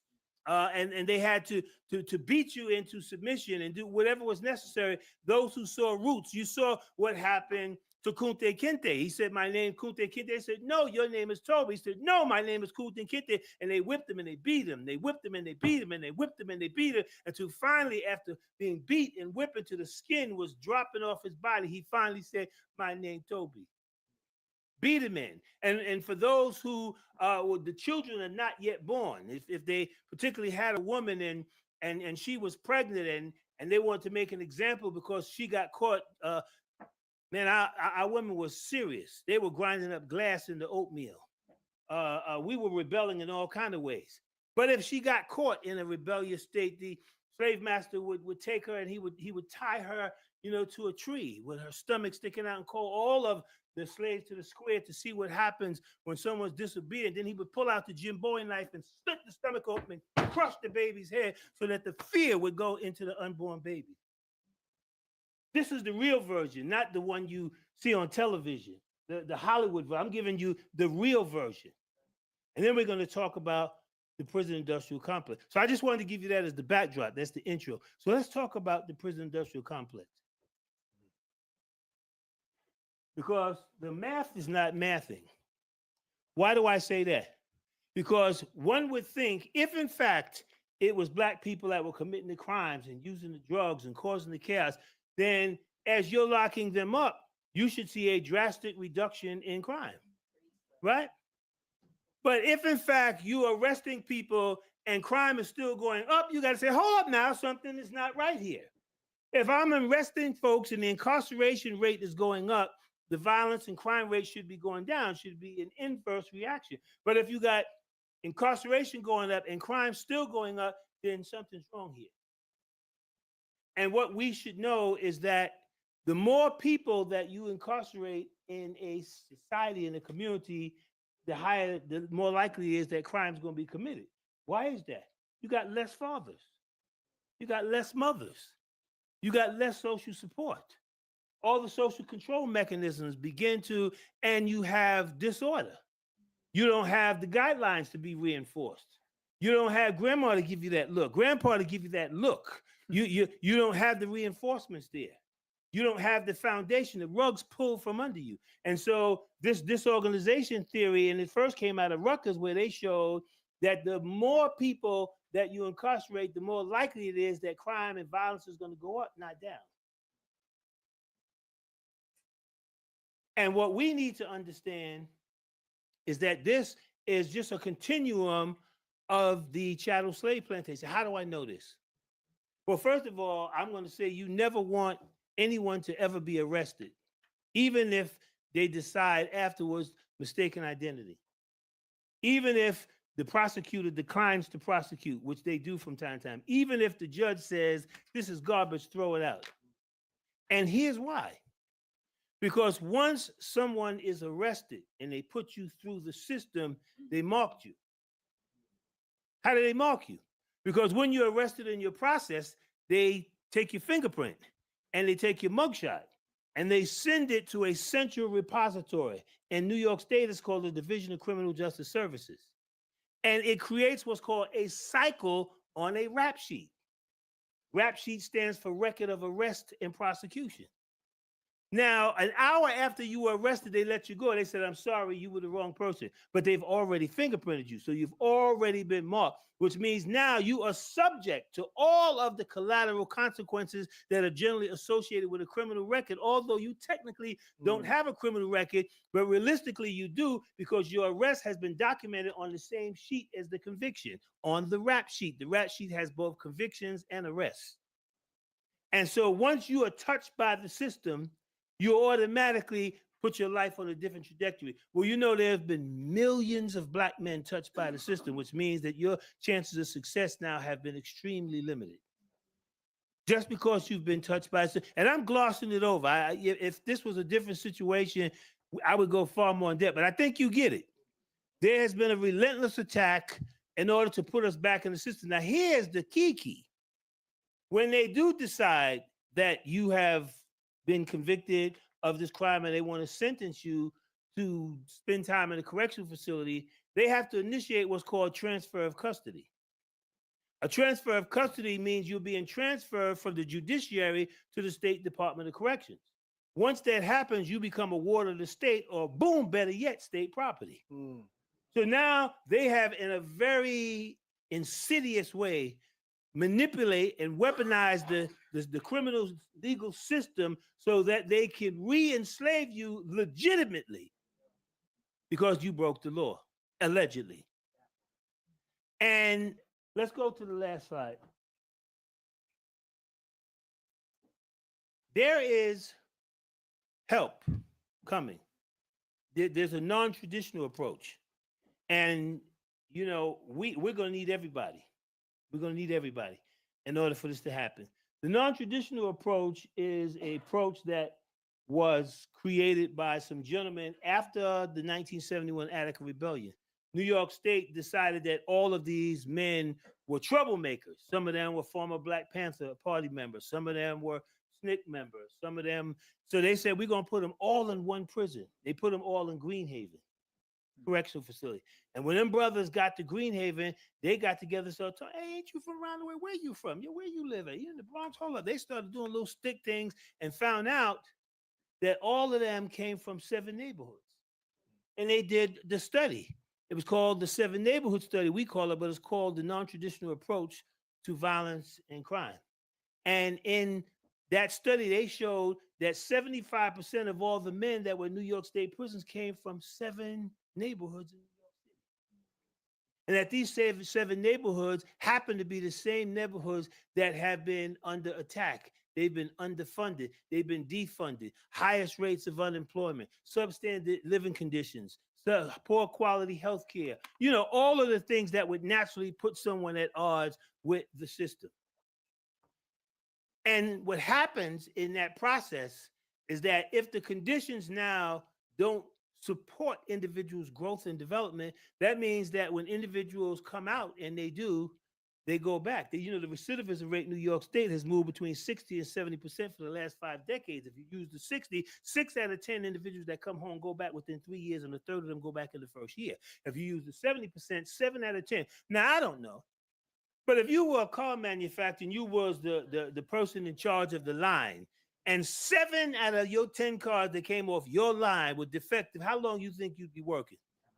Come on. Not very long. But it's acceptable that 7 out of 10 of us can come out and go back, come out and go back. See, we don't call it recidivism, we call it reinfection. Because the harm is in the fact that it's a known fact that there's a relationship between poverty and incarceration. There's a known fact between education and incarceration. We used to think it was urban myth. But if you think it's urban myth, go to Google and type in 4th grade reading scores in prison and see how much stuff comes up on there. This is real. The school to prison pipeline is real. But the Children's Defense Fund back in 2006 said it wasn't enough for them to just look at the school to prison pipeline. They went beyond that, and they released a report talking the cradle to prison pipeline, saying they're already predisposing that our kids and our kids' kids is going to be in the prison system because the conditions that we know are ripe to ensure their entry into the system are going to be maintained. I really wish that I had the time to really go in depth, but I'm sure you get it. I'm sure you get it. This has been a perpetual, relentless assault. And the harm and the injury is immeasurable. We can't even, I know that our commissioner is going to do an excellent job and they're going to put together a package and but it's not about money, but it is, right? At the end of the day, resources are going to have to be made possible to move any agenda we want to move anyway. But the repair, could you imagine 300 years, 320 years of slavery and another 120 years Jim Crow racism, where you were beaten, where you were flogged, where kids were separated, mothers from daughters and fathers from sons, communities were undermined, resources were ripped out, you were hanged, you were hung, and everything that talked about who you are was negative. When the stock market fell, it was Black Monday, right? It's all right for you to tell a little white lie, don't you tell a black lie, right? The good guy wears white, but the bad guy wears black, right? Angel food cake is white, but devil food cake is black. Everything that's about you is negative and distorted, and they use that to try to promote the idea that you are inferior and that you're less than and you're subhuman and therefore you're deserving of whatever treatment that you're afforded. I told you don't look at the PowerPoint because that was for y'all, not for me, because I can't do the PowerPoint. I start getting passionate. I got 2 more minutes, right? We after we were so-called let free, the social workers never came. We still looking for the social workers. Where are the therapists? Because clearly you got to know we're traumatized. 300-something years of slavery, 120 years Jim Crow, and you ain't sent no. You don't think we need no kind of therapy? Now I tell you what. After all of that, I'm sure you're a little off. Excuse me if my behavior is a little peculiar. And I say, if you ain't crazy, you must be crazy. I'm gonna close by telling you a little story, and then I'm out of here. I know they want to open up for Q&A and all that kind of stuff.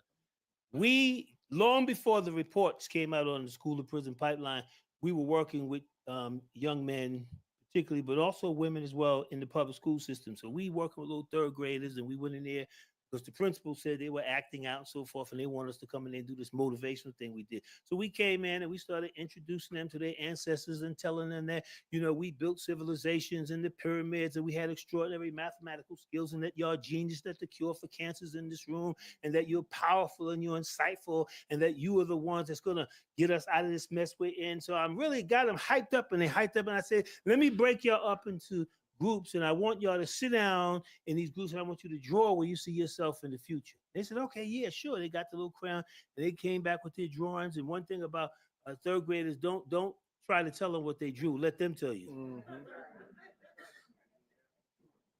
So I looked at this thing, but one picture was clear. I didn't have to ask them. Little kids in a classroom with broken desks and old books and so forth, with a tunnel with little stick figures walking from the school right into the prison. I said, what?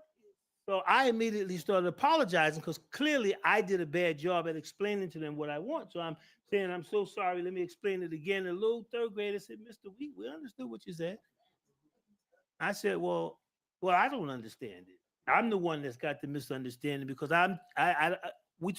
you're going to be engineers, scientists. I mean, you're extraordinary. You are powerful. You're ingenious. I mean, out of all the things that you could have drawn, why would you draw that?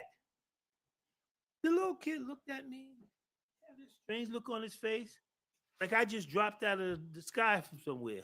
And he looked at the little kid on his left and the little kid on his right, and he shrugged his shoulder. He said, "That's where we go, mister. Everybody knows that." So the harm has been so pervasive that they've now not only annihilated our present, but now they've started chipping away at our future. I mean, snatched the very hope out of the little third graders. He said to me, "That's where we go." And everybody knows that. Where you been, mister? I wish I had more time, but I want to thank you all for giving me this opportunity. Appreciate you. Thank you, Dr. Pryor. Dr. Pryor, Ms. Smith, phenomenal presentations. We're going to take, we are just grateful for your presentations. If you don't go too far, Dr. Pryor, Ms. Smith, maybe you can, okay, all right. I just want to make sure that we can get you in. I know the room is a little smaller, but maybe we can bring you up closer. Maybe we can make room for Ms. Smith here, maybe make room for Dr. Pryor over here so that we can ask you questions. And typically, we reserve questions for the commissioners, but we'll make room for 1 or 2 questions from the audience members. But I want to make room for my colleagues to my left and right to ask questions first. And online, I don't want to forget that we have Linda Brown Robinson online too. So first we'll hear from our commissioners. I have a question, but I'll wait for my colleagues. So are there any questions in the audience for our 2 presenters? We're going to go first. No, I just wanted to see if there aren't, then I'll okay. So I'll make a quick comment. I don't have a question, but I do have a quick comment, and I do want to reiterate and say thank you.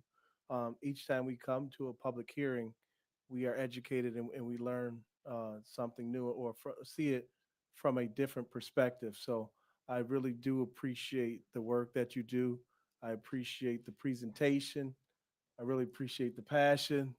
And this is critical. And so this we are tasked with looking at still present harms that are happening. And so this prison system, this issue, this mass incarceration is really, really a critical piece to that. So thank you for your work. And I look forward to following up with both of you and seeing the work that you continue to do.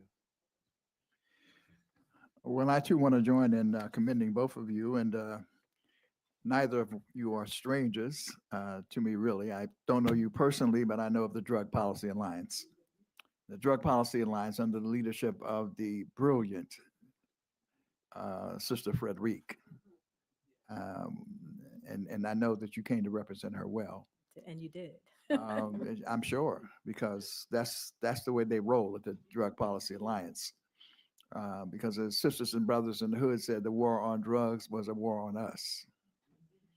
And very devastating. And of course, Dr. Pryor, very familiar with your work, and really appreciate that as well. I guess the one question I would ask both of you is, and I unfortunately was not able to hear your presentation, but I know it was great. You used the word harm and injury over and over again. And I'm wondering, is there a reason why you discussed the problems, the pain and the sufferings in those terms? And I don't know whether you both want to answer that or not. And a short answer would be, I'm wondering why you framed it in terms of harm and injury.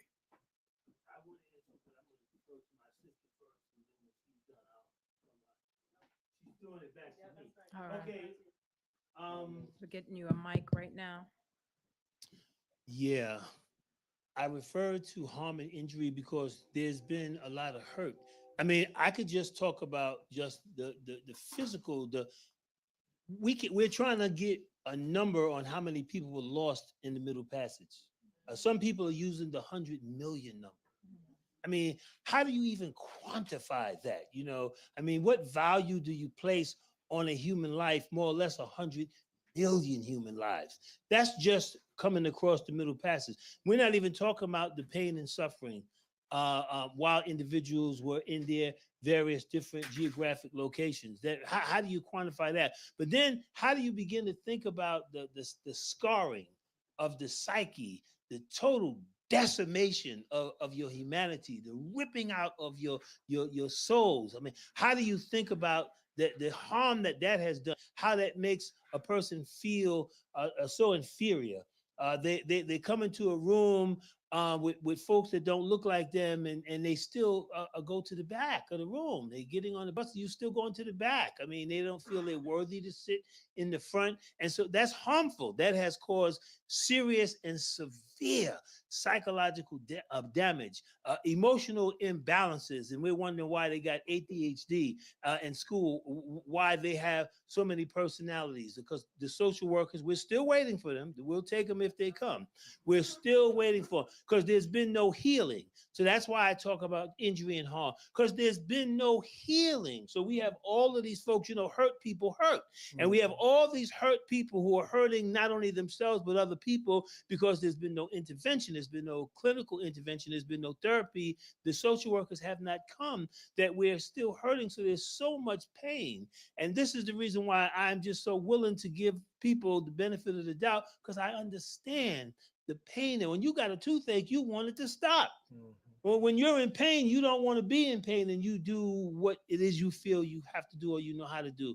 And that's the reason why I'm always talking about the harm and the injury and the damage that was done. There's no amount.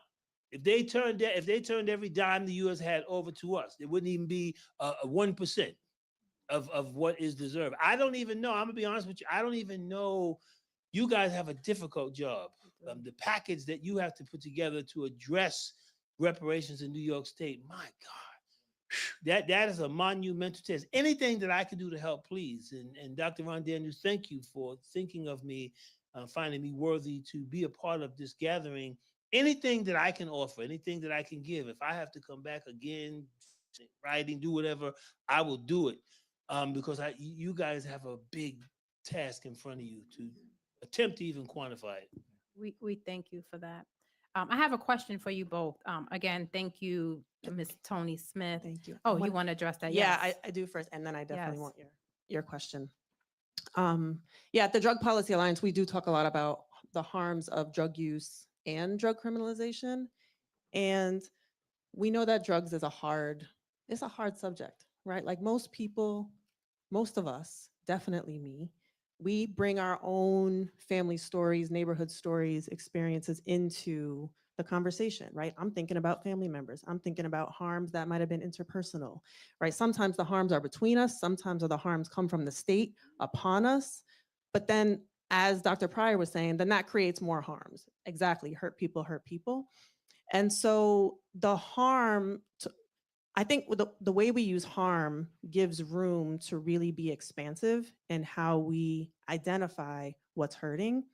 And I mean, Dr. Pryor talks about this, right? But you coming home from incarceration, there's an expectation that you get a job, you get housing, right? Like you get all the markers of success, and there's very little emphasis on what you have access to heal inside, so that you can actually be happy, healthy, right, thriving in your relationships, in your communities, and all of that contributes to community health and well-being. And so we want to make sure that those definitions are integrated into how we're thinking about what our communities need, because it's not just material. We want the material, right? But we want to make sure that we have the conditions that are going to support the full value of those material things. Thank you, Ms. Smith. I wanted to just share, staying on the harms, that our work is to review the impact of slavery and the present day harms. And so you started to talk about a policy recommendation, but I wanted to hear from you just maybe quickly the work that we have to do are to, for those that don't know or came in later, that we have to submit a report of recommendations to the governor and the legislative body on what that redress and recommendations should be. And so we're talking about the war on drugs. What's one recommendation that you have for the commission to submit with this report that we have to submit.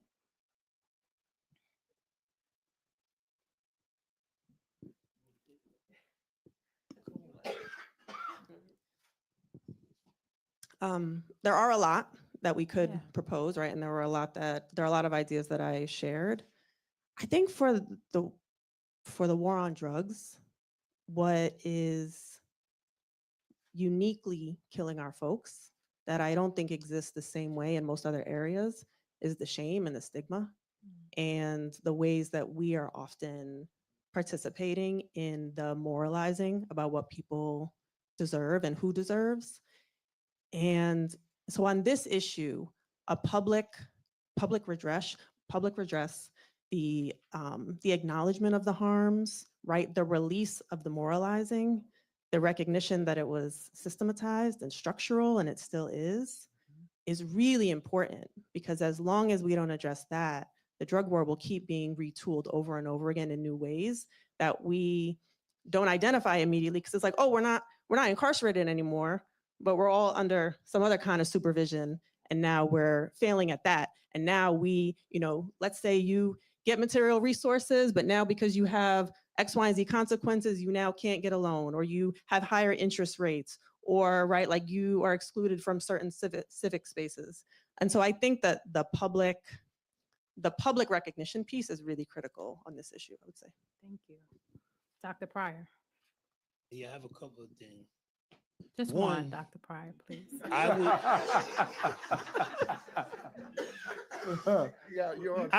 love. You I can love submit my the rest people. in I writing. swear to God, I do. Yeah. I love us.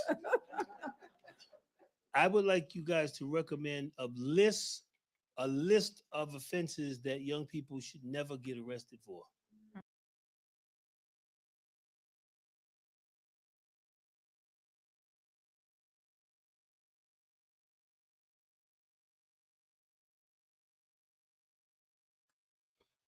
All right, ladies and gentlemen, their feed has frozen again, so you know how everything's been going.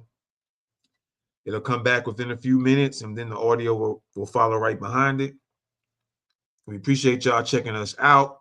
We're still live. This is What's the 411 News, and we're live. All right.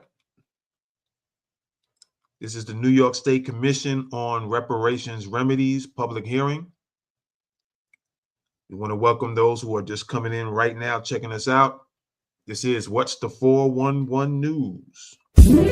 Welcome Black to What's the 411 News, where we bring you news observation, interpretation, and news commentary from an FBA and BGR perspective. Let's get it. Yes, indeed, we are live. And of course, the New York State Community Commission on Reparations, their live feed has been pretty good, actually, but it does go in and out every once in a while. And so now it's frozen at what you guys are looking at right now on the screen. By the time it comes back, they'll be talking about something else or going on to another subject or asking some more questions. The way the flow has been going is it'll freeze for a few minutes. It'll come back, and then the audio will follow right after the video clears up. The video feed comes back in. So as always, just be patient. Take notes if you need to, and because it's going to jump when it comes back. It's going to jump to something else because we are live and they are live. So it's going to jump to something else once the video feed comes back in. So if you need to, just take some notes, man. All right. And we'll just be standing by until it comes back in. If it's too much of a freeze, then we'll go into some news real quick. We'll keep the live feed on so you guys can see until it comes back.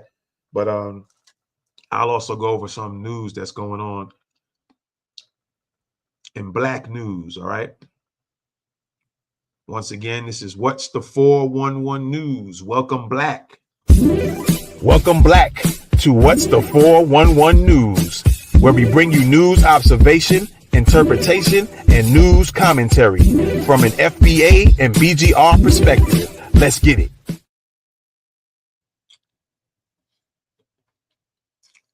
All right.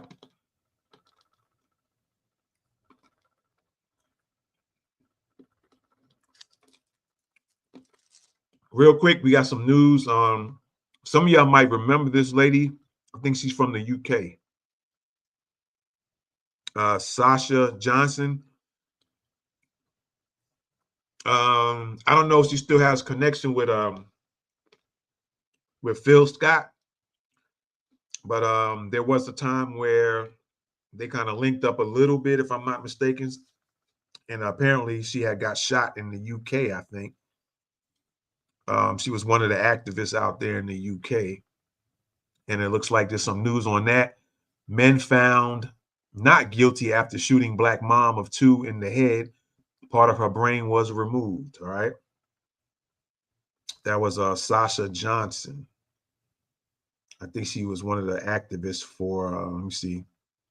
It says an African-American mother. I don't know if she was actually a foundational Black American or not, but I think she was in the UK when this incident happened. I just remember her from a few years ago. And once in a while, Phil Scott on his news channel, the African Diaspora News Channel, I think he's had her on, I think a couple of times for interviews. That was a few years ago. So, all right, let's see what's going on here in the news while we're still waiting on the feed.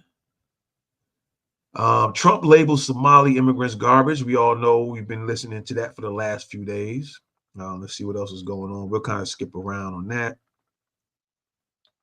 Trump wants to adopt Australia's retirement program for American workers. Okay. Let's look into that real quick and see what they're talking about in regards to that while we're standing by waiting on the feed to return. Okay. Let's see what's going on with that here.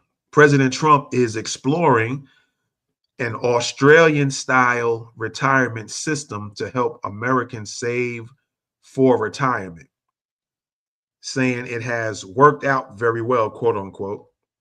The plan would require employers to fund retirement accounts automatically, similar to Australia's, what do you call it? Superannuation, a superannuation. In Australia, superannuation or super is the main way workers save for retirement. Employers contribute a set percentage of employees. Again, employers contribute a set percentage of employees' income into professionally managed funds, which remain locked until retirement. Employees can also add to their accounts. Now, a question that hits me right now is, now, what if that employee unfortunately becomes deceased while this is happening? Do their family members automatically get the money right after death, or where does that money go after that? That's one of my questions for that. It says currently employers must contribute 12% of an employee's pay, a gradual increase from 3% in 1992. These contributions are mandatory and only limited access is allowed before retirement. All right, according to a news source, the system has grown to hold about 4.5 trillion Australian dollars, making it one of the largest retirement funds globally. Australia's system was created to ease the financial burden of aging population. Experts say it removes pressure from future generations while helping people build their own retirement savings. A government pension acts as a safety net, but super is the primary savings vehicle. In contrast, the United States relies mainly on voluntary 401k or 401ks and Social Security. Employers may match contributions, but participation isn't guaranteed. And Social Security faces challenges as the population ages. Trump's administration is studying the Australian model to see if something similar could work in the United States, though adapting it to a much larger population could be complex. Australian super funds are also major investors in United States markets. I'm going to read that again. Australian super funds are also major investors in U.S. markets, which has brought additional attention from Washington officials. Advocates highlight automatic payments, broad coverage, and savings preservation as key factors behind Australia's high retirement savings rates. All right. So Trump is looking into Australia's retirement program, maybe adopting that for American workers. All right. Some of you might have heard of Michael Jordan suing NASCAR in a federal antitrust case. Who is this here? Trailblazing college president Dr. Mautra Staley Jones inducted into the Oklahoma Hall of Fame.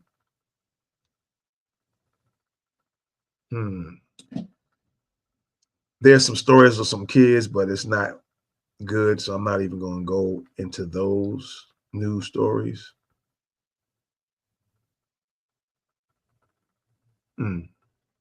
Yeah, there's several stories on the kids. It's not good as to what happened to them. Some black kids. Let me see. Black entrepreneur secures federal trademark for Goal-a-thon, announces 12-hour New Year's goal-setting event. Black psychologist releases 2 transformational books to heal, empower, and uplift our community. Rapper Megan Thee Stallion wins $75,000 defamation case against a blogger. I'm not going to read that, but off the top of my head, it's making me think like some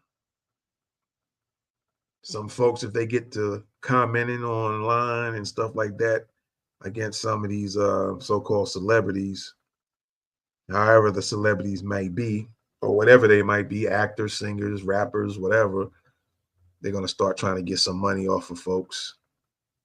Maybe the money's running dry, or maybe they just want to, looks like they got a 10-minute break going on the stream. Y'all might not, oh, okay, y'all see it on the screen. So yeah, it looks like they have a 10-minute break. A public hearing will recommence. That's good because we can get into this news right now. So what I was saying about Megan Thee Stallion, in that particular case, she won a defamation case. It might be one of those things where some of these artists or actors or whatever are going to be loaning their money, and I don't know what they're going to think they're going to get from somebody who just might be not on that same financial status. So I don't know what's going to happen with that. Celebrity news. Some of y'all might know Dame Dash criticizes 50 Cent's Netflix docuseries on Diddy, calls it nasty work. And a lot of you know about this case, about the pregnant black mom, the young black mom. Black mom says her pregnant daughter was ignored while in active labor because of paperwork. I know you're aware of that.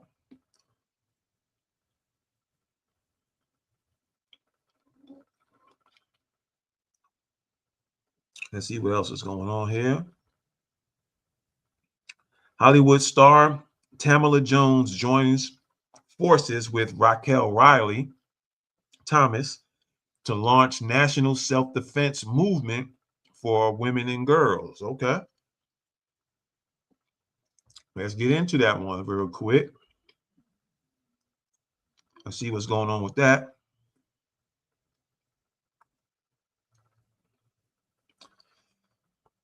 Okay. Defend Riley, the self-defense and personal safety initiative founded by decorated U.S. Army Captain veteran Raquel Riley Thomas, proudly announces acclaimed actress Tamala Jones as its official ambassador. Jones, known for her powerful performances across film, television, and narration, will help amplify Defend Riley's nationwide mission to empower women and girls through self-defense education, advocacy, and community support. Defend Riley was created after Raquel Riley Thomas experienced profound personal loss. Following the 2013 passing of her mother, M. Riley, Raquel discovered that her mother had been a survivor of assault. Having faced similar trauma herself, she transformed her grief into purpose and launched Defend Riley to ensure women and girls have the tools and confidence to protect themselves. Today, Raquel practices the martial arts of Taekwondo, is an active mentor, and a national martial arts instructor in training. She is now preparing to transition Defend Riley into a nonprofit that will broaden access to life-saving self-defense education. I started Defend Riley because of my mother, M. Riley. I can't change her past, but I can honor her by helping women and children protect their present and fight for a safer future, said Raquel Riley Thomas, founder of Defend Riley. As ambassador, Tamala Jones will support the initiative's national visibility, legislative advocacy, and community outreach.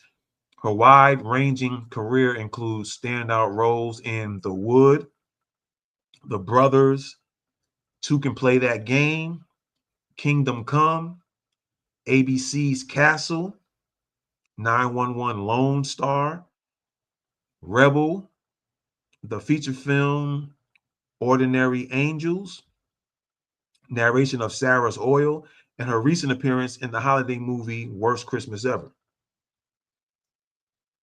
I'm joining Defend Riley because I'm tired of seeing women and girls unprotected. We deserve strength, confidence, and real tools to defend ourselves. The damsel in distress is canceled. Wait a minute, let me go back there real quick. The damsel in distress is canceled. It's time to take action, said Jones. The mission statement is Defend Riley empowers women and girls through hands-on self-defense training, personal safety education, and confidence building strategies.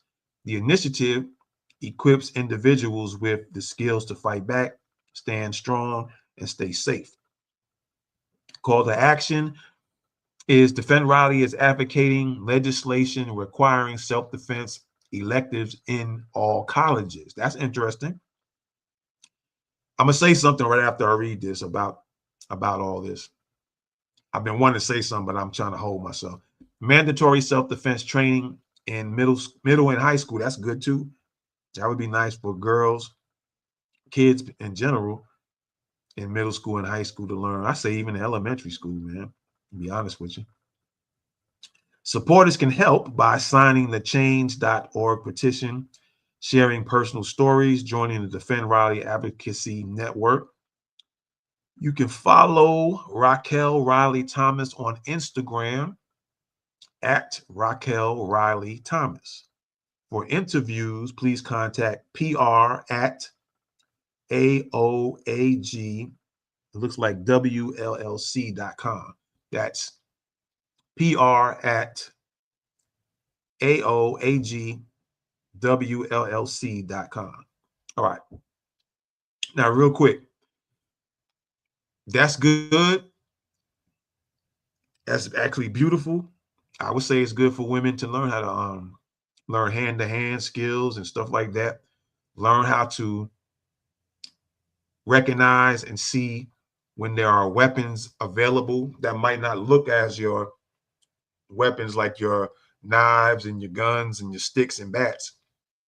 But there's always weapons around you all the time, but people are not programming themselves or training to even just to walk around in your house, walk around outside and just recognize things.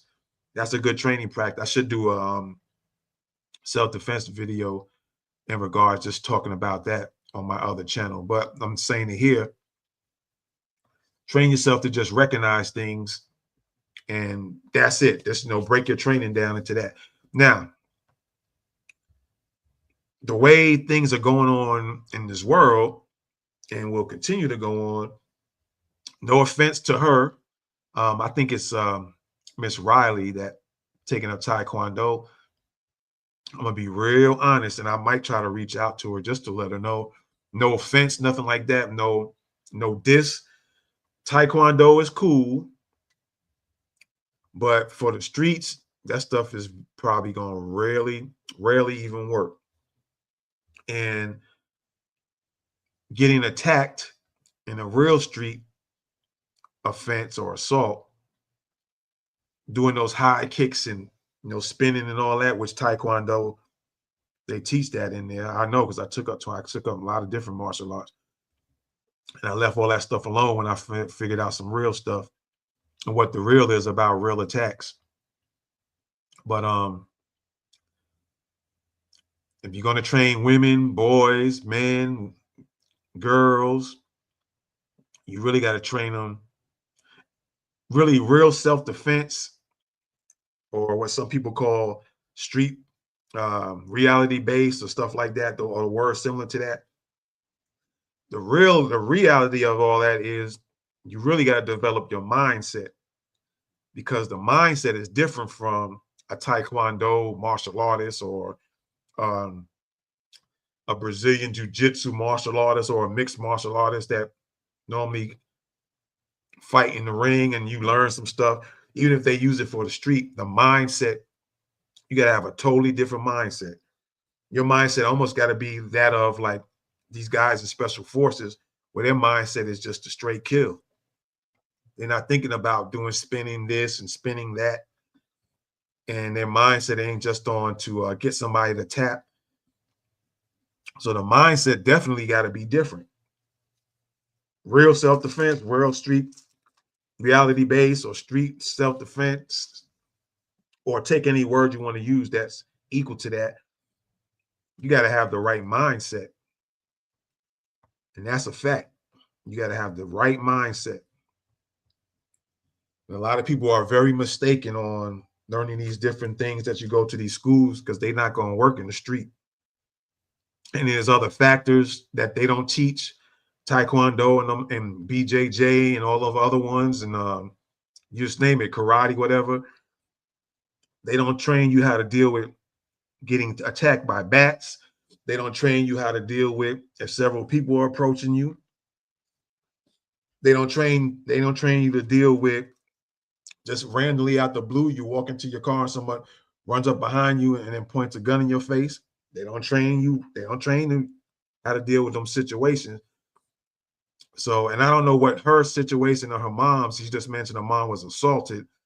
It could have been by a boyfriend or ex-husband or whatever, which a lot of times that happens for somebody you know. And Utica, how you doing? I guess there we come to All that. right, we want to make sure that you have enough time to present your public testimony.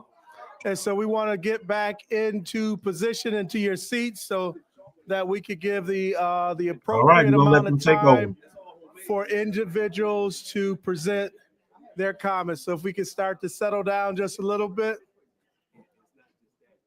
so we could present. How has it been so far? Great.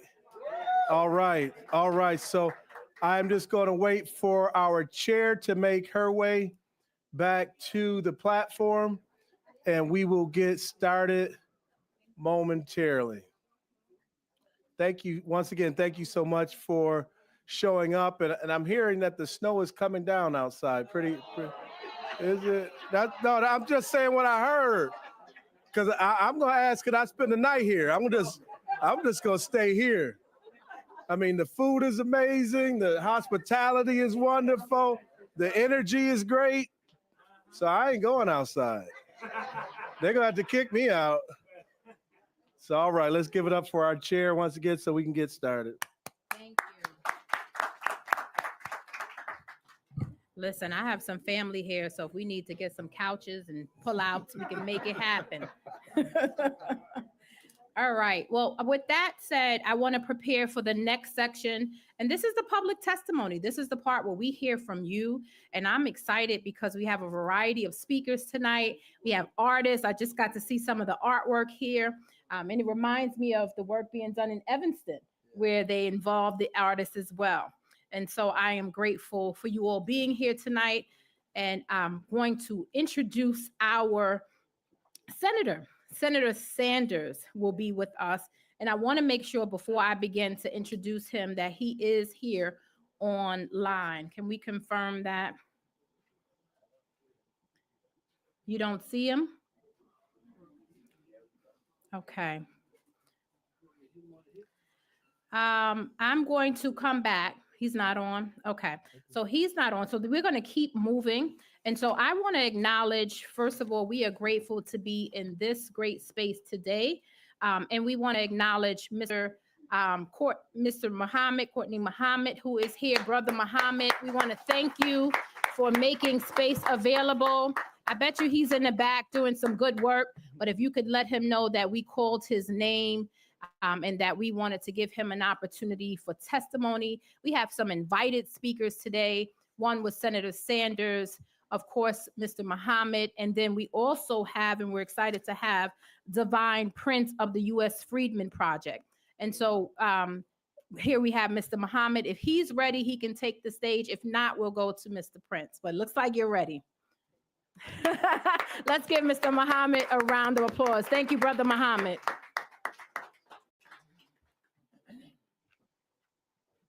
Yep, that's you. In the name of God, the beneficent, the merciful, however you may call his name, Allah, Jah, Jehovah, Yahweh, the Father, the Creator, the Sustainer, the one who gives us life, and he's the ultimate cause of death. If I was here amongst the disciples of Jesus, I would say, Assalamu alaikum to my family, Shalom alaikum, or peace be unto you. Thank you all from the depth of my heart for coming out on this cold day in Utica, New York. It's not just a street in Brooklyn. You know that, okay. Dr. Pryor, Manhattan makes it, Brooklyn takes it. I'm gonna stop right there. And I'm gonna go Be off. careful what you say about Brooklyn now. You know, that's my hometown. Don't go too far. But my wife is from Brooklyn. Okay, that's right. That's right. All right. So you know. So Utica takes it. You know, and I'll be very brief. Heal, helping to elevate all lives. Heal. My mother, a strong Black woman, has touched this community, but she left this community as a child of 4 years old, growing up in the projects that are no longer here, you know. And I watched how they erased everything that we had our hands on. So very little do we see of the Black excellence that was in this city. But she was one that went down to New York, Harlem. And during the Harlem Renaissance, during the time that Marcus Garvey and all of the greats were down there, she drank in life. And because she had to come back and forth between her mother and her father, she brought that life back to Utica. So I'm never one when someone comes from outside of Utica and offers us anything to reject it. I open my arms to it, and I'm thankful for anyone that comes to help us to rise and to grow into our greatness. But she also laid a lot of memos on me. And one of the things that I'm mindful of is that it's not, she was always a person that worked behind the scenes. And sometimes when we start talking, we don't get much done. But this is a day in which the talking is just about over. God walks in the flesh today. And I see these commissioners that are here in the commission that we have. And I don't think that this is something of a coincidence. Those that believe in God don't believe in coincidences. Just like you being here today, it's not a coincidence. This is a long journey towards greatness. And I've seen some of the videos of the past commission sessions, and I see our people pouring out pain, pouring out frustration over a reality that we have been placed in that has taken away from us our humanity. And now we need healing. And the reality for me is that we have to allow our people to vent, to get out what they have, and to do whatever this dysfunction that was placed on us, allow it to come out so that now we can start to fill it in with something that we know always works for us, which is love. So I thank you, Timothy Hogues, for being here from Buffalo. My sister, Dr. Chanel from Brooklyn. Yes. I love Brooklyn. Yes. And Dr. Ron Daniels, I'm one that had a Black bookstore in Utica, New York. And I followed all of the greats through my time and over the last 25, 30 years. And to have you here sitting with me in this place, it's really rewarding. The last time we were together was down in New York. Please give Dr. Daniels.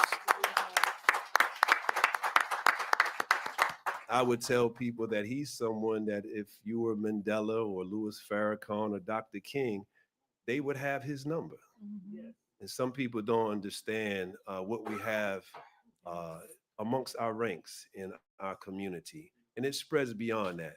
But everyone needs to be heard. I thank you all for coming out. I thank you for being a part of this. Me and Dr. Chanel said that if you really feel passionate about this reparations, which is really repair, we want to start a study group to help the commission so that we can talk like Dr. Pryor does, man. We can run down what we see that we need. And it's more than just saying a dollar bill and a paycheck, which is okay. We can get that. But if God has, We're not doing any studies. He's slipping in that study word. We're not doing that. is it knowledge? We have to have the young people that understand the suffering, the pain, and what we've gone through. And then there's some things that we know about who did this to us that is slowly but surely coming out. But we see the world changing in this hour that we will be free. No question. And I'm not talking about physically, I'm talking about mentally and spiritually. Thank you so much, Commission. Thank you, family, for coming out. Thank you, speakers, my sister and my brother. And let's move on. Yes. The next one. Thank you. Thank you, Brother Muhammad. We are grateful to be here at the Carol L. Crooms Becker Center. And we just want to honor your queen because she first of all made us feel at home and the food was good. I just want to say somebody's eating good at home. So we want to thank you for your hospitality. Certainly for me, it is a homecoming here in Utica, New York. With that said, we want to make room for our next invited speaker, Divine Prince. He is the president of the U.S. Freedmen Project, and he is here to grace us with his presence and recommendations today. Mr. Prince, you have the floor.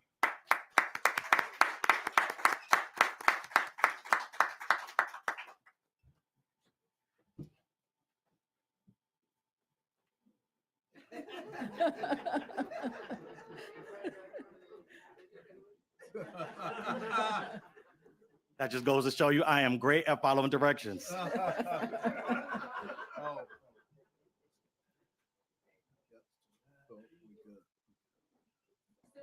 More direction. That's what it's about. So I'm really excited to be here and be before you guys. I'm excited that my name was so close to Dr. Divine Pryor. I thought she was gonna call me. So I'm thankful for that as well. And these comments are in the spirit of getting it right. We understand that the justice claim is what the justice claim is. We know reparations is a debt owed, and we know it is a just claim. But there are rules, unfortunately, to the game that we're playing in the system that we find ourselves in. So my name is Divine Prince, and I'm the president of the U.S. Freedmen Project, a nonpartisan organization committed to resurrecting the abandoned missions of what we call the Freedmen Acts of 1865. They established the Freedmen's Bank and the Freedmen Bureau. And we're the only organization in the state of New York advocating exclusively and solely for those Black American families that survived enslavement and Jim Crow and all the badges, incidents, and vestiges of slavery. I have to begin by thanking the Black American grassroots for making this testimony here in Utica possible. They raised the funds necessary to make a trip from New York City for a Tuesday night public hearing possible. I'm also from Brooklyn, New York, and I'm glad to see that Utica is not just a street in our city. See, the white philanthropic foundations in this reparative justice space, like Liberation Ventures, the MacArthur Foundation, and others, do not fund those of us fighting for lineage-based reparations. They do, however, fund organizations that are fighting for race-based, unconstitutional reparations. And we all need to ask ourselves why that is. But I digress. I want to use this time to present recommendations for this commission. So number one, demand as a commission that the authors of this bill that created this commission, Senator Sanders and Assemblymember Salages, make amendments to the bill based on language from Assembly Bill 5603 for reparations remedies so this current bill and thus this commission can produce constitutional results. Y'all gonna hear me say constitutional a lot, and I'm gonna explain what I mean by that. Number two, here at the state level, we should not be content with being outdone by what's taking place at the city level. I mean, we all work together in conjunction, but in the spirit of friendly competition, we shouldn't allow them to outdo us. And so if number one doesn't get done, at the very least, we need to follow the lead of the city level and separate racial justice from reparations. They sound the same, but they're very, very different. I'm seeing some head nods, so I'm in the right room. This commission should create a racial justice subcommittee that solely studies the racial justice for people of African descent and have a separate committee solely focused on reparations for who the debt actually has to be paid to. Those Black American families given the status of freedmen after winning the Civil War. Number three, African Americans is defined as everybody and anybody with origins in any of the Black racial groups of Africa. That means continental Africans are African American, Afro-Caribbeans are African American, Afro-Latinos are African American, Afro-Asians are African American, and then Black Americans, or who I've said and labeled as American freedmen, are also African American. The second part of that trick bag is that we're the only category that's labeled a racial group. I'm gonna get to that in a second. So this leaves Black Americans without an ethnic group recognized by the federal and state governments with which to write legislation or receive specific set-asides, resources, or contracts. We recommend that this commission demand that Governor Hochul support and push the disaggregation of data in New York State. Number four, the last time Black Americans had legislation and institutions exclusively for our people was those Freedmen Acts of 1865. We are looking for this commission to support a state-level Freedmen's Bureau and/or agency. Black Americans are the oldest, if not the oldest ethnic group in the country. We built the foundation of the state of New York and do not have a single institution in New York solely for our people like the Office of Immigrant Affairs or the Holocaust Claims Processing Office. Black Americans have more than earned an office that serves our people as well. Number five, what we know is that due to the badges, incidents, and vestiges of slavery, Black Americans have always been the #1 victim of hate crimes in the USA. Because of the definition of the African American racial category, an anti-Black or anti-African American crime bill would be unconstitutional. That's why we're calling on this commission to support an anti-Freedmen hate crime bill. In line number 6 with the anti-Freedmen hate crime bill and the theme of both presentations you heard tonight, what we find is that the system of white supremacy has used immigration as a weapon against Black Americans since emancipation. So we find a number of immigrant groups that have committed those hate crimes against us freedmen, like the Irish during the draft riots, or the crimes due to the Italian mafia, or the Jamaican shower posse that brought drugs and murder into the Black American communities during that war on drugs. We recommend this commission bring in Andre Barnes of Numbers USA to present on the effects of immigration on Black Americans. And in closing, I want to make the final and more informal recommendation to the commission. I recommend No, I actually implore that this commission make the decision on getting on the right side of history. Politics based on race or blanket blackness are not only a thing in the past, but race is a tool of white supremacy. Audre Lorde told us that the master's tools will never be able to dismantle the master's house. The Equal Protection Clause of the 14th Amendment prohibits any policy based on race. It was designed to protect us against the policy of whites only, right? But that sword cuts two ways. It also prohibits policy for blacks only. See, so the future of politics is based on advocacy, based on lineage/ethnic groups, and building coalitions on respect wherever possible. If any of you saw the movie Sinners, which just garnered a number of nominations, cheap plug, the director Ryan Coogler called it a display of foundational Black American culture. See, there is a foundational Black American Renaissance taking place where justice and cultural autonomy is at the heart of it. So, Commission, I beg you, please don't become yet another tool of white supremacy that we have to overcome. Thank you.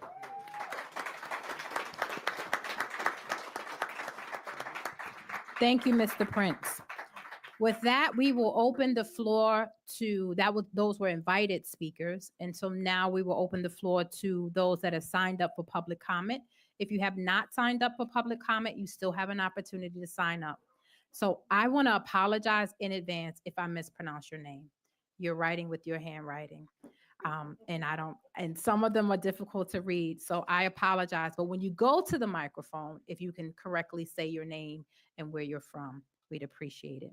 So I'm just going to call the first name. Okay. Liz Marie, you are first. So Liz Marie, welcome. Thank you. Good evening, members of the New York State Reparation Commission. My name is Liz Marie Montemayor Robles, and I represent the New York Civil Liberty Union's Racial Justice Center. I'm a community organizer based in Syracuse. My work has included leading community forums, grassroots capacity building, and serving as a research assistant for community engagement. Through my work, I've learned that there is a historical through line from slavery to lead exposure. And tonight, I'm here to highlight the impact of lead on Black families across New York State, where toxic exposure has created a host of health and educational impacts. Lead is a powerful neurotoxin that can cause permanent damage to the brain, heart, bones, and kidneys.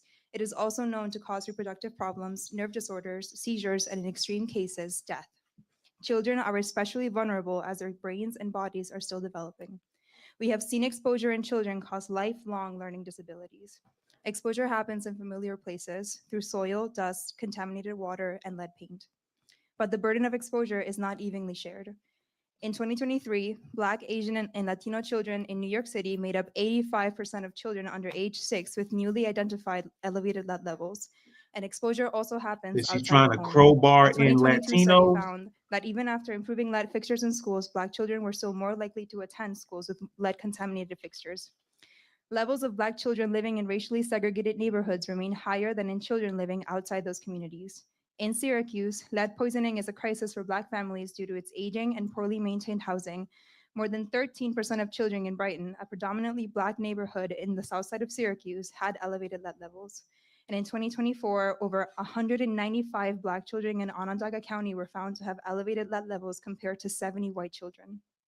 Similarly, in Buffalo, Black residents overwhelmingly reside in older housing with deteriorating paint. In 2020, the city of Buffalo accounted for 3 of the 4 zip codes in New York State with the highest percent of elevated blood levels. According to a 2018 study, children living in predominantly Black neighborhoods are 12 times as likely to be poisoned by lead than children living in white neighborhoods. And right here in Utica, the neighborhood of Cornhill was home to a mostly Black community by the late 20th century and was called a red zone by health officials for its dangerous lead levels. These are just some of the cities in New York where Black communities are overwhelmingly burdened by lead. Reparations are not only about amending the past, they are about reinvesting in communities to improve the health and livelihoods of current and future generations. The state must acknowledge its actions, which contributed to the disproportionate exposure of lead in Black communities, as Black children deserve homes that nurture them, not poison them, and the history of New York State demands nothing less. Thank you. Thank you, Liz Marie.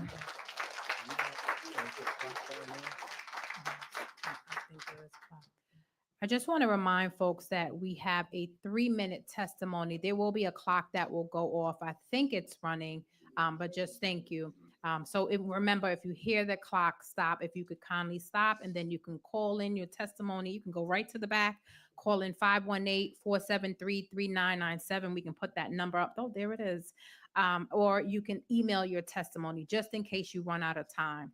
We are honored to have Lisa Marie Nero, who is here, an elected official, and traveled all the way from White Plains, New York. And you will also see that she was our poster person. I don't want to say child, but our poster person for this hearing. So we thank you for traveling and supporting the commission. Thank you. 3 minutes, go. Hi, my name is Lisa Maria Nero. I'm a doctoral candidate in education in Long Island University. My dissertation is on HR 40, Heal or Repeal. My study focuses on why 25% of the Black population does not want reparations. We know why whites do not want it, but we want to know why Blacks, there's so much pushback. I'm here to provide a researcher's view on the war on drugs and examine the vast differences in the response on the war on drugs versus the opioid crisis. And of course, this was so in detail by Dr. Tony Smith and Dr. Pryor. Let us examine the funding resources between both the opioid crisis versus the broader war on drugs. We are looking to collect data and by race, by geography, substance type, and then that will reveal the blatant disparities. We need to compare the health outcomes, treatment, access, also versus criminal justice outcomes. Use these findings in these studies to guide integrated policies that combine public health responses and fair and proportional enforcement. On a second note, after 36 years, we are still trying to create a viable solution. Beyonce gave us the answer in her song, My Power. This is that kinfolk. This is that skin folk. This, that war, this, that bloodline on the front line, ready for war. Plantation owners encourage enslaved women to bear children to maintain their labor force. And this relationship was marked by significant power and imbalances in exploitation. Thank you. The relationship varied as slave girls could be the object of older children of the owners, of the brothers and the cousins, the non-family whites in contact with the slaves as such as an overseer. Thus, slaves could be the children, grandchildren, or the uncles of slaves, as well as unrelated whites. What I suggest is that for feasibly to calculate the reparations and compare it to the generational wealth of white children, and then you compare that to the child support due the Black children. And at that point, your millions of those who were raped follow the bloodline, and then you follow the money, and then that's one recommendation that would make the determination at least 17% is due. And when you look at the lifespan of that child and the family, and the government owes each individual and that descendant of that 20 kids, then guess what? That's your repair. Oh, thank you. We thank you. So this writing is super small, but I know it's Natalie. So Natalie, thank you for being here. I think so. If you write small, Natalie Williams? Okay. I don't know. I wasn't even sure exactly what to say, but I will say that I've been volunteering with uticaphoenix.net. It's a digital magazine, and I'm here to write about something that happens through this or because of this. I'm inspired to see that there is activity regarding reparations. I've spent a lot of time in Brooklyn too. All right. All right. I've been to a lot of these sessions with a lot of Black people asking about something, talking about something, trying to value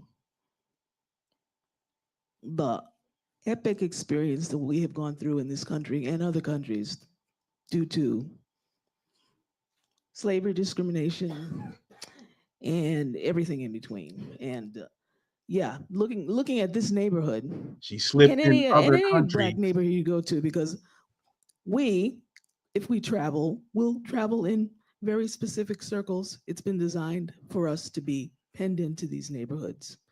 This neighborhood in particular, you just go down the block, there's a place called Hope House that is a place where people eat, but it is become overrun with this obvious drug problem that has taken over this city.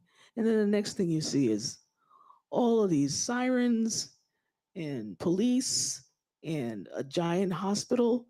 And it just seems like we keep on getting trapped in the same milieu, the same cycle, the same thing over and over and over again. But yeah, it's upgraded, but it's not, but it is still a plantation. And I don't know how we get off this plantation and actually be free. Walking in here, I was talking to a white man, and I actually, I said, well, we started to, where are you going? I'm going to, this event. It's going to be on reparations. And, we started this whole conversation, and it was all about, well, there's lots of people. The Japanese got reparations, and what about women? Why women should get reparations? I was like, well, I invite you to organize on that, okay? So the conversation goes a certain way when we are surrounded by each other, but when you are in conversation with somebody who is outside of it, oh, Thank you. time's up. Well, time's up, but you are welcome to submit your testimony or call in. You can go to the back of the room and call in your testimony and finish. But we thank you for being here, and we hope you share in the Phoenix more about the work that the commission is doing. We invite you to go to our website at ny.gov/reparations. So thank you, Ms. Williams. Next, we will hear from Kamaz Fardan, and I apologize if I've said your name incorrectly, but you'll correct us at the microphone. You ready? My name is Kamal Fardan. I'm originally from Brooklyn, New York, and I came up to Utica about 30-something years ago. So real quick, I just want to start out by saying welcome, everybody. It's good to see this crowd here. Wow. I'm 70. I turned 70 this year. Wow. I've lived to see a Black president. I've lived to see marijuana legalized. And now we're sitting here talking about reparations. This is historical for me. I don't know about anybody else. Yes. There's so many layers to our issues. For me, the root for me is self-hate, which was instilled during slavery. I don't think if we don't address the self-hate that we have, we're always going to have issues. We out here shooting each other. We're hating each other. We're pulling each other down. We're not helping each other. There we go. We need that with the nonsense to grow as a people, as a community, as a family. And as long as self-hate exists, I don't see it happening. That's the so we can't get reparations because of self-hate. Listen to what these people talk about. Deep-rooted mental health issue. Yet we don't get no credit for our mental health. We got people going to court. People of other colors, they get their mental health conditions and sentences reduced. Not with us. And it was purposely done to us to have these mental health issues. So for me, that is the root. When it comes to prison reform, I just have to speak on that in light of what happened right here in this area with Robert Brooks. Mm-hmm. It opened up a Pandora's box. I'm formerly incarcerated. I know if anyone had told their families that this was going on inside, they wouldn't have believed us. But you saw them body cam. God is great. He's great because he exposed it in a way that you cannot deny it, right? There's something called, there was a law called Santiago versus Miles inside of the prison system where things had to be, so if there was 40% blacks in the prison system, then they had to be 40% in the honor block and the good jobs. We need that out in the street now. We need to hold people accountable in these communities. We have some agencies here that have no black people working for them. How's that possible? I'm just gonna throw this out here. I think people in recovery and people that's formerly incarcerated, we need to develop a voters block. I'm saying it here first. So we can have a voice. That's the only thing that this government understands, is having a voting block for a few reasons. And what's taking them so long to give us our vote? The Indians got it, the Israelis got it. What people from what's taking us so long? Thank you for Thank you, Kamal. So next, I see Larry still here. And so Larry, for now, is Larry still here? I'm still here. Yeah, I was looking at you. Still want to speak? Floor is yours. All Hello. right. Hello, I'm Larry Fennell. I'm also from Brooklyn. All right. Brooklyn's in the house. Thank you, Brooklyn, for representing. Always, always. All right, hey, hopefully your time didn't start yet. Yo, it started, but No, okay, I only got a couple of minutes. Reset, rewind. Brooklyn in the house. Let me see how many other Brooklyn folk is in this house. Wow. Okay. My goodness. Oh man. All right, let's rewind the time for Mr. Larry. We are 3. I'm not gonna be long. All right. I would like to say it's a blessing to have you guys come up here, because I think what the problem is up here is that we don't talk about reparation up here. And one of the biggest things that I've known about this community and being here for 20 plus years is that we are being wiped out in Cornhill. And it's very disturbing to me. What I've seen is that, yes, we have a lot of refugees and immigrants coming to the area. And we're forgetting about the Foundation of Black Americans. So with that being said, with this reparations committee going on, I think we need to focus on Foundation of Black Americans, because we are the ones that build this nation. And if it wasn't for us, there will be no civil rights, it will be anything else. So what I want to say is that we have to bring the reparations committee here. I think that is very important that we watch out for the language that we use. We got to stop crowbarring people into this reparations thing, because this reparations is about the descendants of slaves. And I think we forget about this is the descendants of slaves. There you go. So that's all I want to say. 150, I got 150, so I appreciate you allowing me to speak, but I was not coming up here to speak. So I'm glad you did. Thank you, Larry. So next we have Elder Patricia Brown. I apologize. Elder Patricia Brown, we are so glad you're here. Again, for those that want to speak, if you have not signed up, please sign up and they'll bring me the paper. But thank you for being here. Thank you so much for having me. I am not from Brooklyn. Okay. We still love you. We still love you. I am, however, from Queens. Okay. I'm from Queens. All right. My best friend is from Brooklyn, so I've been in Brooklyn a lot. But I just wanted to say it. I don't live in Utica. I live in Rome. Okay. Which is the next town over. And I've been able to do some things in that community in Rome.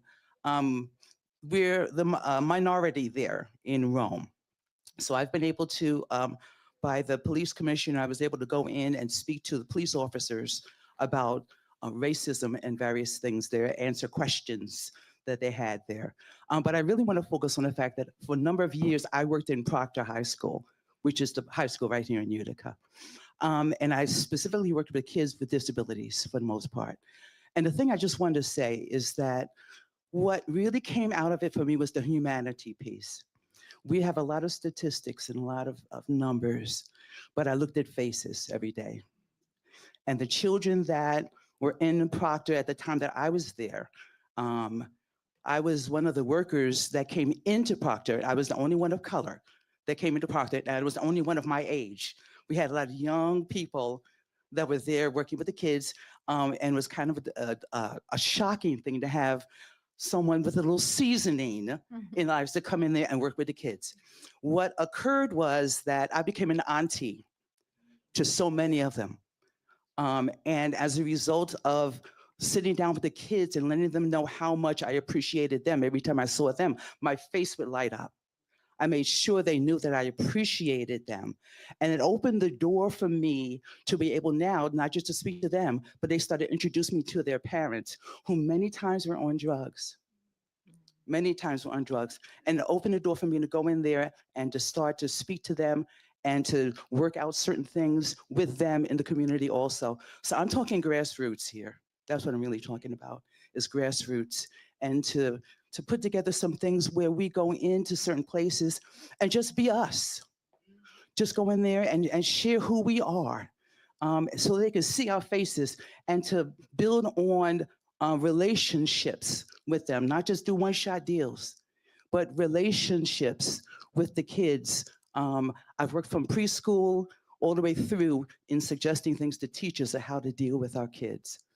So that is really all I have to say, that we just need to really sit down and think about it. The doors will open. I believe that. I'm a preacher in Rome, and I know God's got this thing right here. All right. I know God's got this thing, and we are just going to continue to walk through the door that he opens for us, and no man can shut a door that God opens. All right. God bless you. Thank you. Thank you, Elder Brown.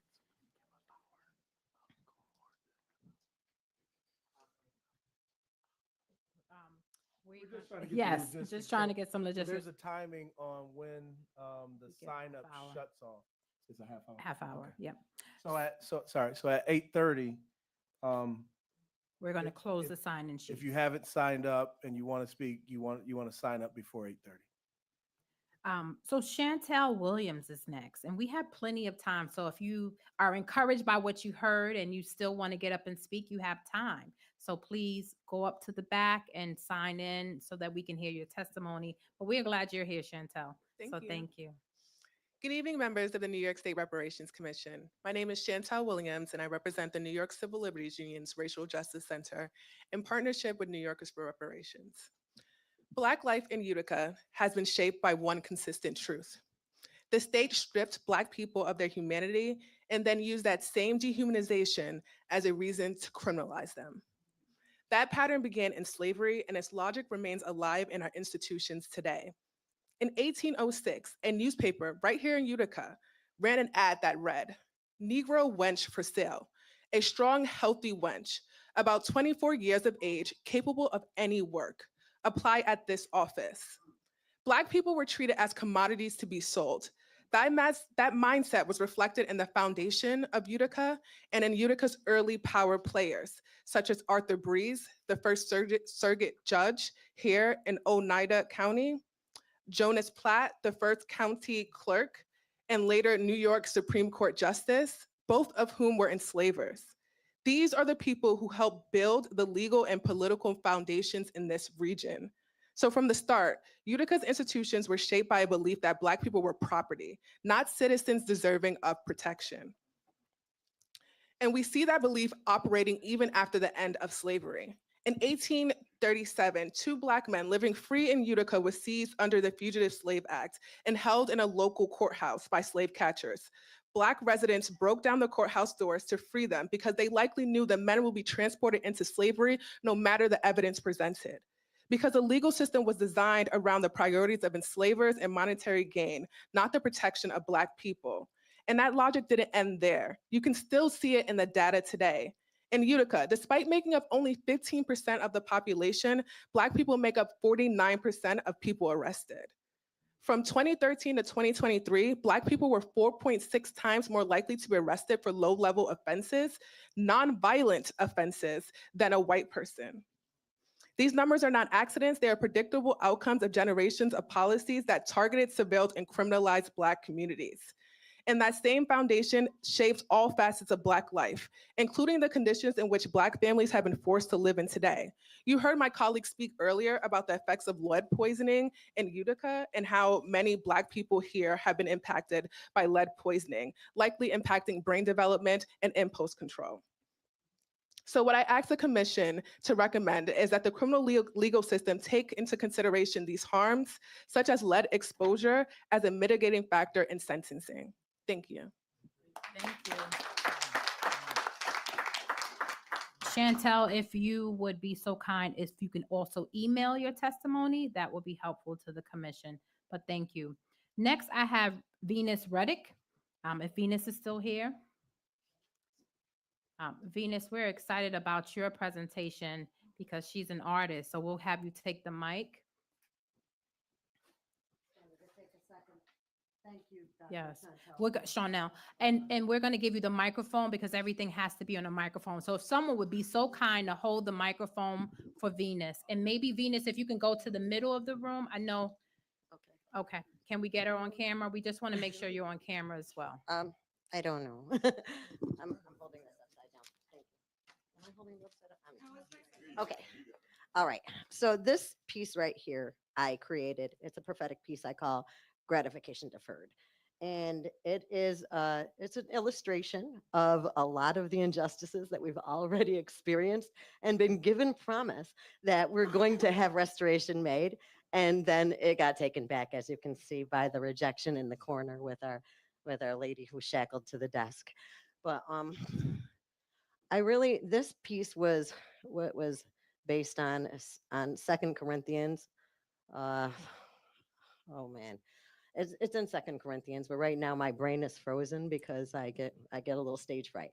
But the concept of this is that this too shall pass. So God does make promises for us, and sometimes the promises of people can't be kept, but He is sovereign and he does have our backs. So as apprehensive as I am, as much as I just want to say, what's going to stop you from taking this promise back too? I just wanted to stand up here and say, we got to trust God for the ultimate victory.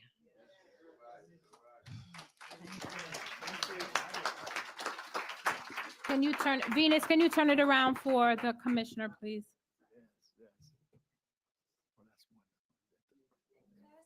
Just hold it like for that camera right there. Oh, yeah. Like maybe can you?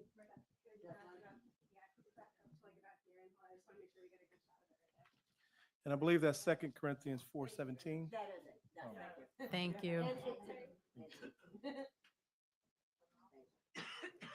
All right. Thank you for sharing your artwork with us.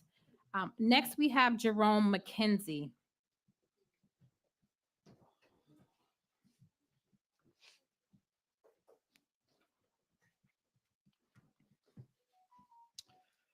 Hello, I'm Jerome McKenzie. Most of you all who are from Utica know me. I am not from the city. I'm born and raised right here in Utica. Utica's in the house, yes. I'm a proud resident of Utica.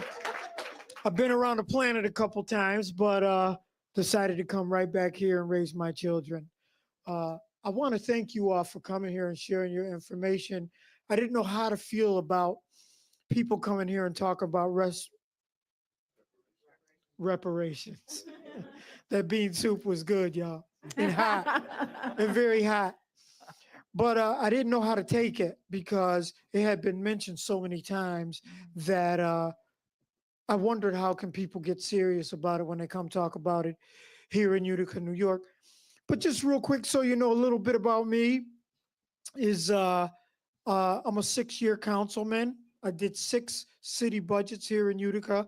I've been a New York State delegate 2 times to nominate Barack Obama for president on both of his elections. You know, so I've been in the political field a good bit, so I understand the politics of what it does. You know, when I talk about reparations, you know, everybody says the children of slaves and things of that nature. You know, I did the research on my family right before my father passed away. He said, "You're a Moor, don't you know what that is?" And I didn't know what it was. So I researched who the Moors were because my grandfather is a full-blooded Moor from Morocco, and my grandfather on my mother's side, his last name is Carter. So as I researched where my people were from so I could find out who I was, you know, because we're talking about reparations. Well, who are you going to repair?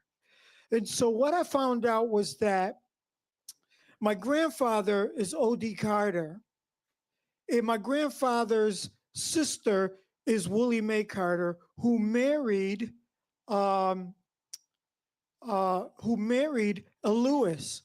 So my grandfather's nephew was John Lewis. Congressman John Lewis is my first cousin. And so not only that, but what I found out about Carter is not the original name in this country. Carter is properly pronounced Choctaw. Choctaw. Choctaw comes from Chiroctaw, and Chiroctaw is Cherokee. So everybody who deserves reparations are not descendants of Africa. I am not a descendant from Africa. I can't find any family member who came here on a ship from Africa. But yet and still. Well, thank you, Mr. McKenzie. We are interested in learning more. You can submit your testimony. You can go to ny.gov/reparations, or you can go to Reparations Commission at reparations.ny.gov, and you can submit your testimony, because we'd love to hear more about that, because I think you have some important things to share. Next, we have Brooke.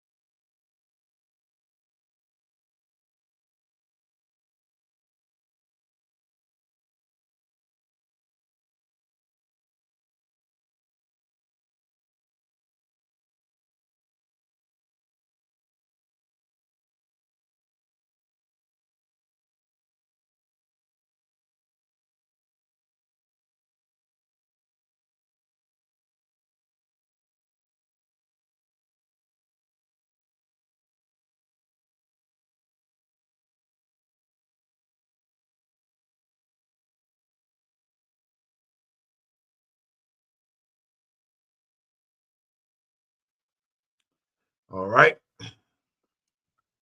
Again, we're going to have these periodic freezes on the screen when things seem like they're going good. Then everything freezes. So we're going to miss this lady here and whatever she has to say, because it's going to probably jump. So we're just going to take a second to welcome those who might have just come in. This is What's the 411 News. Looks like she's coming in now. Welcome back to What's the 411 News, where we bring you news observation, interpretation, and news commentary from an FBA and BGR perspective. Let's get it. Or even the symptoms or what is called badges of slavery. Reparations are about what this government on this land do to a specific group of people, legally referred to as the freedmen or foundational Black American, as the title that we named ourselves. And so to piggyback on Dr. Ron Daniels' earlier statement regarding his desire to be here tonight, neither friend nor foe, nor rain, nor snow, nor obstacle, may be it foreign or domestic, will stop the freedmen from fighting for our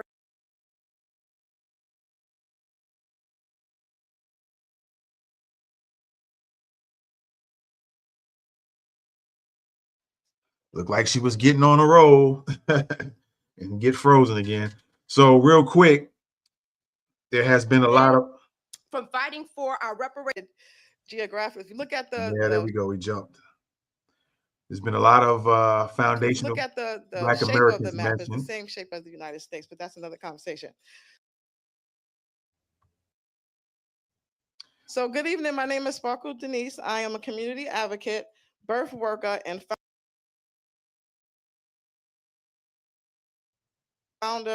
co-founder and host of Reality Speaks TV, where we elevate conversations on civic power, justice, wellness, and real lived experience.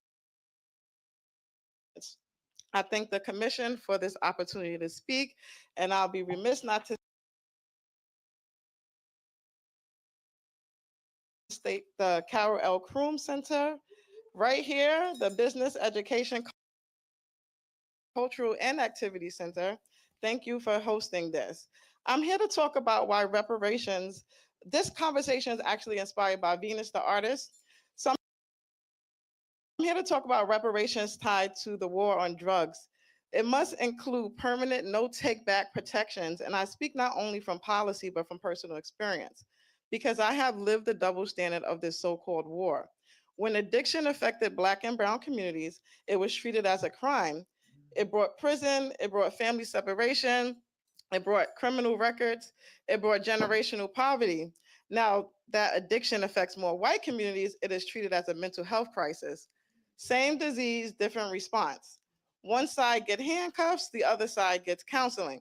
And the damage done to our communities was not temporary, it was generational. So when we speak today about reparations for racially discriminatory criminal justice policies, including the war on drugs, the real question is not just will the state make it right? The real question is how will the state make sure it can never be taken back? Because this government has made promises before and then quietly reversed them. Excuse me. A promise without protection is not justice. It is just a delayed betrayal.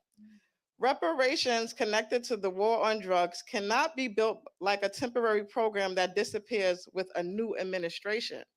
This must be built like permanently into legal rights. That means permanent law, not executive discretion, locked in funded, not yearly budget fights, court enforceable protections, not political promises. And once repair is received, it must become a legal property right, not a benefit that can be revoked. Because what is given as repair for state sanctioned harm must never be subject to political mood. We must also be honest about the real danger. The danger is not always loud repeal. The danger is quiet defunding, slow delays, narrowed eligibility. Thank you, Sparkle. but please submit. Sparkle, while you have that pulled up in your notes, go ahead and send it to the email there. If you can do that now, we appreciate you being here. And let's honor Utica woman. We've made a lot of jokes about being from Brooklyn, but let's honor Utica. So thank you, Utica, for coming out tonight. I am grateful for Utica. I have a lot of great memories here in Utica. So Jamal Williams is next. Jamal. I'm sorry, Jamal. Jamal, thank you for being here. The floor is yours. We'll wait till you get to the mic before we start your timer. All right, Jamal, thank you. Peace and love, everybody. It was hard for me to come up with an idea since it was just so sudden. So I say reparations calls for common ground. Growing up, I seen a lot of division within our people. Me being a victim of that, saying I grew up on the east side, so on and so forth, gang activity, whole bunch of misled education, I'd say. So I feel like sourcing the higher knowledge to our people, even my generation, because I'm only 22, I feel like I've been here for a long time still. So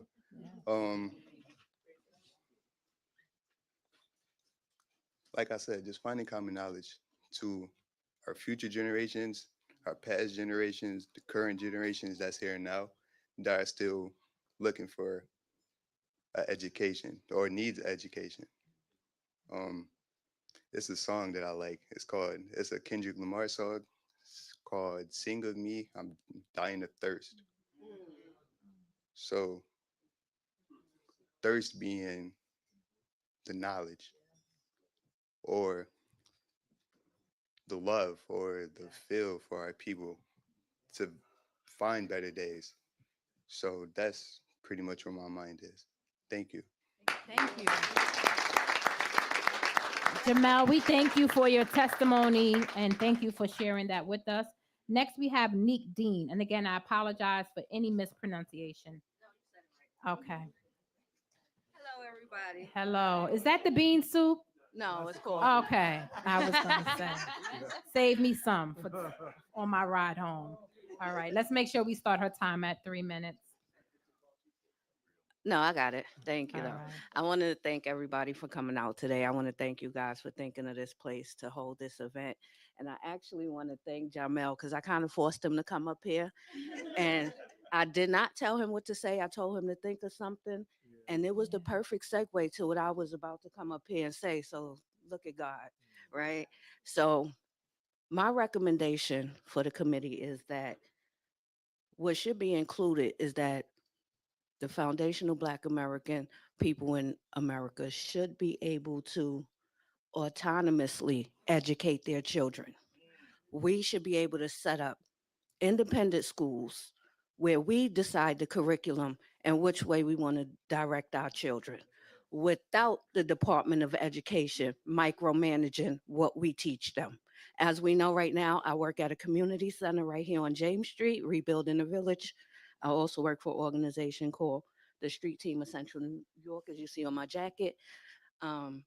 And what we find is that kids in the 10th, 11th grade can barely write legibly. They can't spell.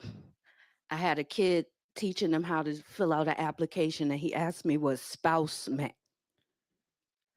And we are made to believe we're unable to educate our own children, but I would have to give honor to Brother Courtney and Sister Tioka, who have educated their children and have a daughter in Howard University, have a son that's a doctor at the Wynn Hospital over here. He went to medical school at 16 years old, educated by his parents. So we have the power to educate our children instead of sending them to schools where they're taught they're nothing and their history is nothing and something to be ashamed of. Because I don't know about anybody else in this room, but I'm not ashamed of my family's history and where we came from. As a matter of fact, I'm proud that they were able to endure and maintain and sustain so that I could be here talking to you all today. So I would like to thank y'all all again and again give honor to Sister Tioka and Brother Muhammad. Oh, I also want to mention that I also homeschool my children. I pulled them out of school. My oldest two, my youngest children have never been to school. But my oldest two, my son is a nurse. My daughter's in nursing school. She graduates this May. So we can do it. We can raise our own children, and we can teach our own children and put them on the path that we want them to be on. And just so y'all know, I was born in Brooklyn, raised in the Bronx.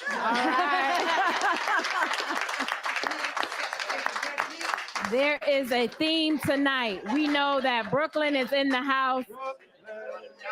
All right. Thank you, Neek. Next, we have Janet Bennett. And after Janet Bennett, there'll be Robert Lucas. And then we'll hear from 3 individuals on Zoom. Hello, how you doing? I'm Janet Bennett. I've been in this community over going on 50 years. I grew up Spanish Harlem, and I came here to go to school. But my job is I'm a retired teacher, but I'm always a teacher. So I was just saying something you could do today for the youth is they need employment. They need other ways to make money besides fast food or the streets. And a lot of programs have dried up over the years. And through getting employment, so I'm basically asking you if you can write to some of the other state agencies, like you were saying, our kids go to jail, the farmers, they go and, get retirement. Okay, so for our children to go into state employment and some of the county jobs around here, if we could talk to like the Department of the People for Disabilities, the Division for Youth Programs and get Hochul to get some money and funding for our youth. We have businesses that students can work for. At the same time, we get to educate them. Once we get them in our grips and they're making some money, we're also training them, and they can also go to school and BOCES and get a skill. So I'm looking to you to write letters or contact our governor and just say, can you put some money in these communities for youth for employment? So that's the way they could get their reparations now, and create. You see, I don't do a lot of public speaking, but and create some productive citizens. You know what I'm saying? And we can also have our influence over them as Black people. Thank you. Thank you. Thank you, Janet Bennett. We are grateful that you joined us today. The last speaker here tonight, and then we have 4 online, is Robert Lucas. Thank you, Mr. Lucas. First, I would like to say it's beautiful to see a bunch of color in this room. So I want to thank everybody that's here, because it's definitely wonderful to see. And it should be promoted a lot more in the city, and it's not. So with that being said, my name is Robert Lucas. I'm the president and founder of a nonprofit organization that goes by Voice of the Voiceless. Today is actually the anniversary for justice for Robert Brooks, what I'm most known for policy. I attack policy. So for me, I can't say reparation without saying incarceration. I can't say reparation without saying policy. When I say policy, I mean, for the instance, like, we got to deal with solution when we're trying to help our kids. We can go a couple houses away to spend our money, but we can't go a couple houses away to feed our kids and show them that they can actually earn a living. So my thing is, reparation means we have to be tactical. We have to be innovation. We have to change what has been the old and get ready for the new. And the only way we could do that is to challenge ourselves. So my idea of reparation is, like I said, challenge, of innovation. Things like I said, the block to block initiative, where you get all of these corner stores that's overpopulated in all our communities, that's taken away from our abilities to be that in our community. Y'all here already. But what we need y'all to do is apply that resources for our kids. So for every store that's a block radius from our community, we should have to be able to have at least 1 or 2 children that could work in that store. You see how much jobs we could provide just that quick? Something that simple can provide so many different revenues and show our kids that they don't have to go beyond to actually be successful or have some type of gain of employment, even at the lower levels of education. So my idea of reparation, and I'm sorry, I'm unprepared for this exact point, but just off of the top of head, like I said, it'd be attack incarceration, because the mind is one of the things that we're neglecting. We allow people to be caged in the prison system for long periods of time without actually giving them responsibility. Then we push them in society and expect them to have responsibility. It's the same thing that our parents do. Get out the house, no credit, no funding, no idea of how you're going to actually provide. Then you come into a generational understanding of county recipients. So again, for me, reparation would be tactical and innovation, and really being hands-on with our solutions. Thank you, and have a wonderful night. Thank you, Mr. Lucas. So if you all that are in the room, if you can continue to sit so that we can honor the people that are on Zoom. So next we have Keisha Forrester. If Keisha Forrester would join. Thank you for inviting me to speak. I come from a descendant of foundational Black Americans who lived through the era of slavery in the state of New York. When many people speak about slavery, they look south, but New York was deeply involved in the institution for over 2 centuries. My ancestors live in a state where enslaved Black people cleared land, built infrastructure, worked on the ports, maintained households, fought in the Civil War, and generated wealth that flowed directly to New York's economy. Enslaved labor was embedded into daily life. New York City once had one of the largest enslaved populations north of the Chesapeake. Even after gradual emancipation laws were passed, freedom in New York was not guaranteed or secure. Many free Black people in the state faced constant threat from organized kidnapping rings. These so-called kidnapping clubs would seize free Black men, women, and children from the streets, the docks, and even from their homes. Some were lured with forced job offers. Others attacked outright. Once taken, they were transported south, sold into slavery, disappearing from their families forever. Court records, newspaper reports, and community petitions from the time show how widespread and terrifying this practice was. Families like mine lived under double fear, the trauma of enslavement itself and the knowledge that even freedom would be stolen at any moment. The kidnapping of free Black New Yorkers was not a rare event.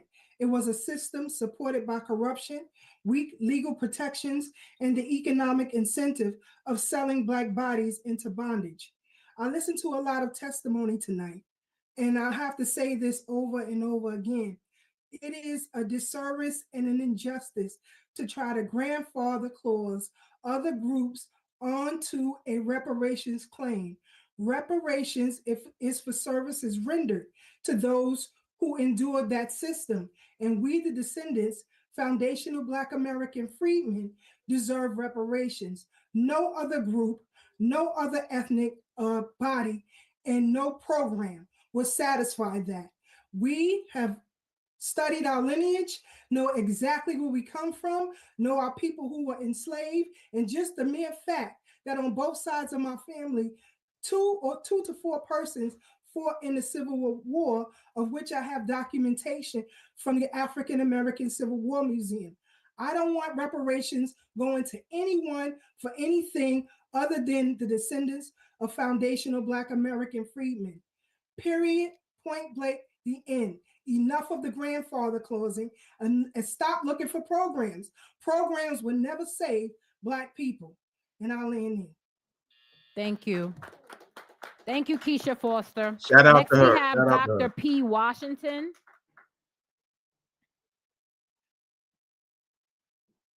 Good evening, everyone. Commissioner, the community of Utica, thank you so much for giving me the opportunity to be able to speak this evening. I am Dr. Patricia Washington, and I am a Utica native.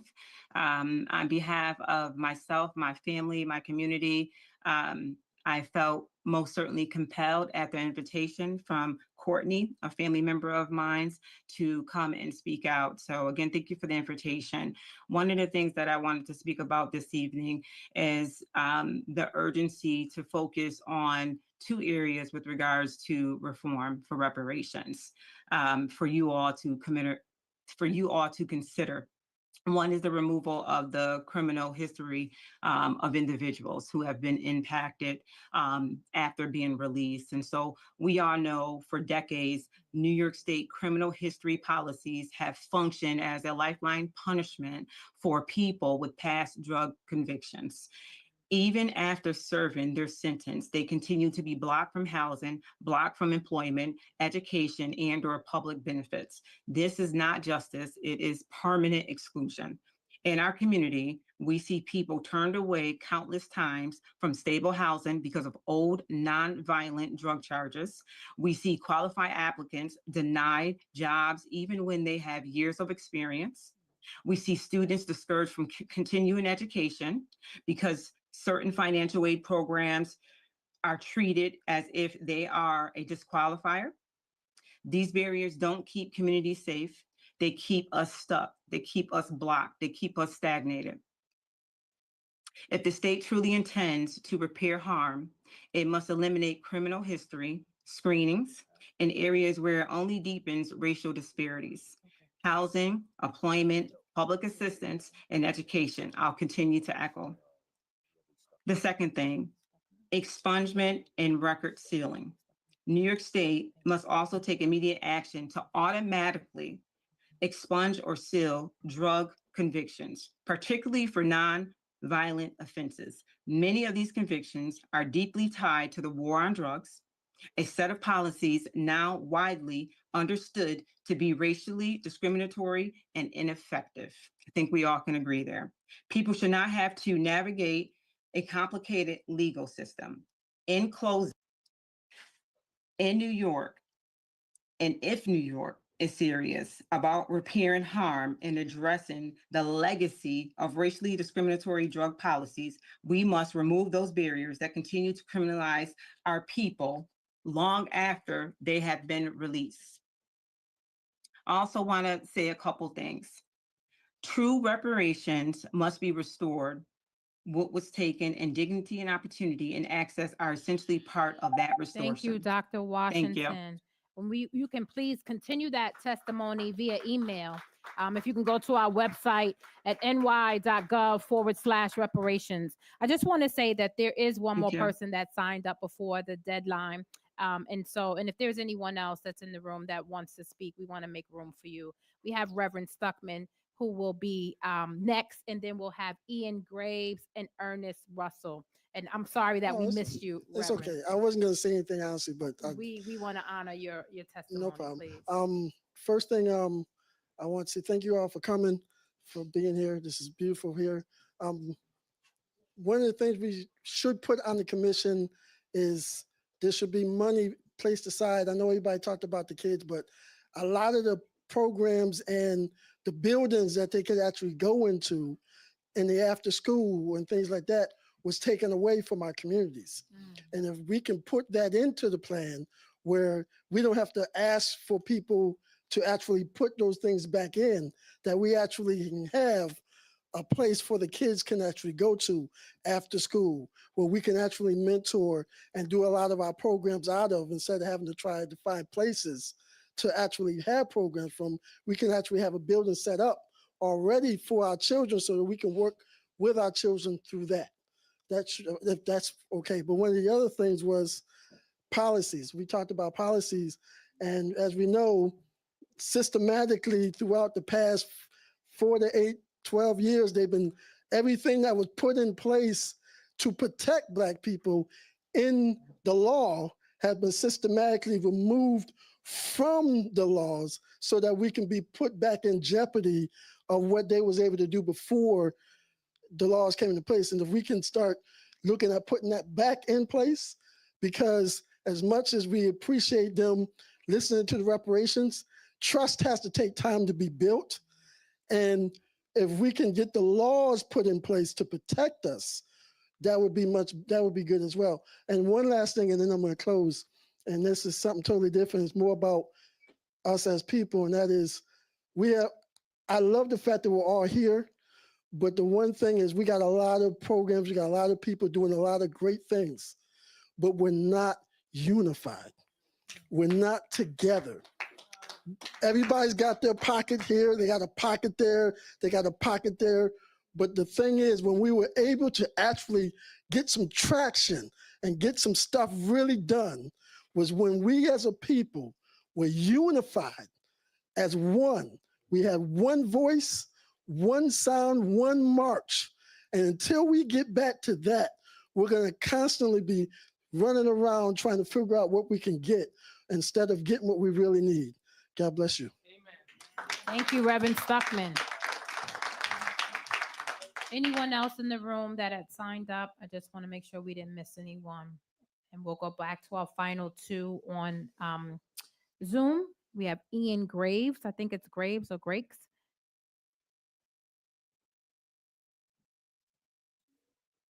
Is Ian still there? To our media team, is Ian still on? Okay, how about Ernest Russell? Hello. Go ahead. Is that it's on you. Ian? Are you Ian? Can you introduce I'm yourself? here. I'm here. Can you hear me? We can hear you, Ian, so you can introduce yourself and then you can go ahead. Okay, yeah. What's up, Ern? Oh, listen. Okay, all right. All right, listen.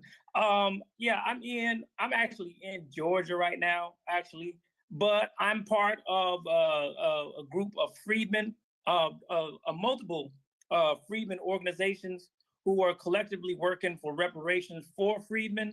And I just wanted to give a testimony in terms of we need a Freedmen's Bureau, right, to handle reparations when it comes, because we don't want the money to be in the hands of any specific group, right? I do want to make a distinction between a freedman and other Blacks outside of the diaspora. What we have to understand is that being a freedman is not just about skin color. It's also about consciousness, right? There's a book written called The End of Blackness.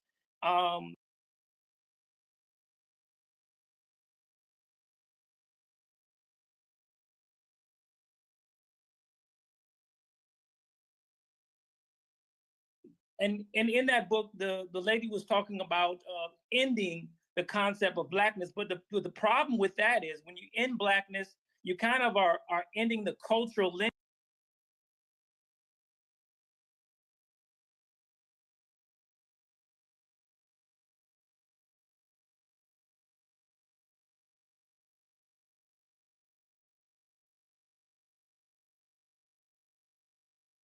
lineage, right? And the historical lineage of what we went through in this country, which is different from other groups, right? So you have infant mortality, right, in America for Black women. In America, freedmen women.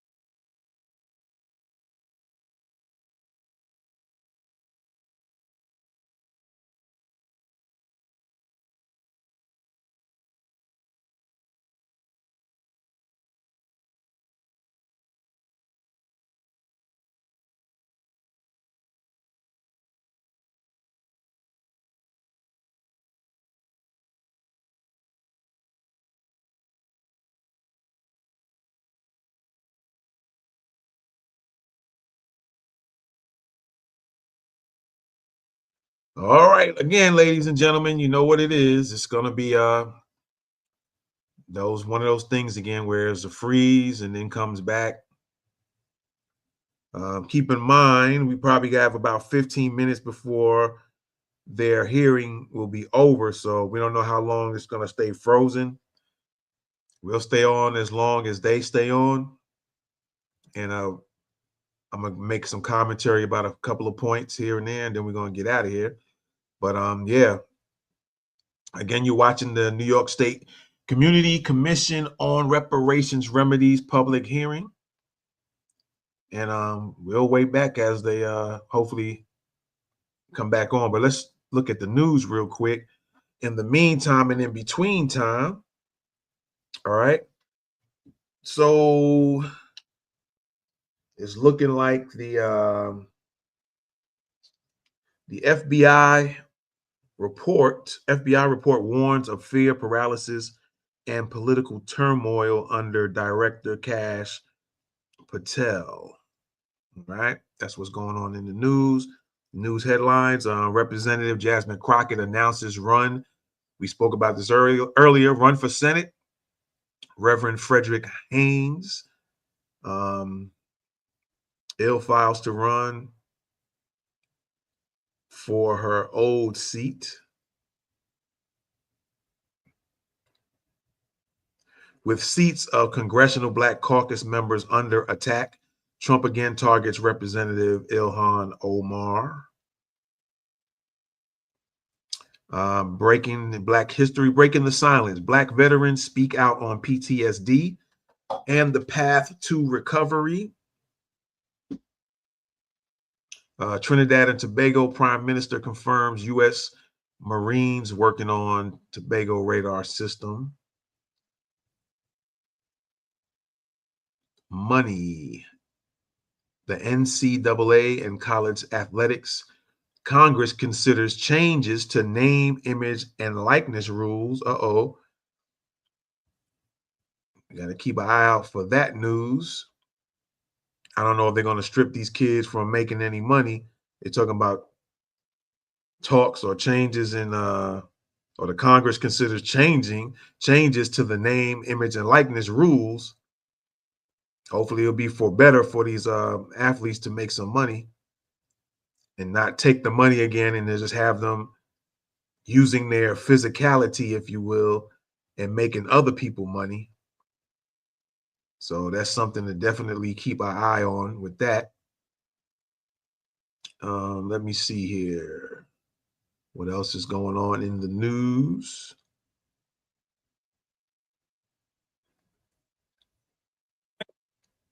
Looks like we're going to get some audio back. maybe some video footage and audio. There we go. So we'll listen in. Of course, as always, it jumps. So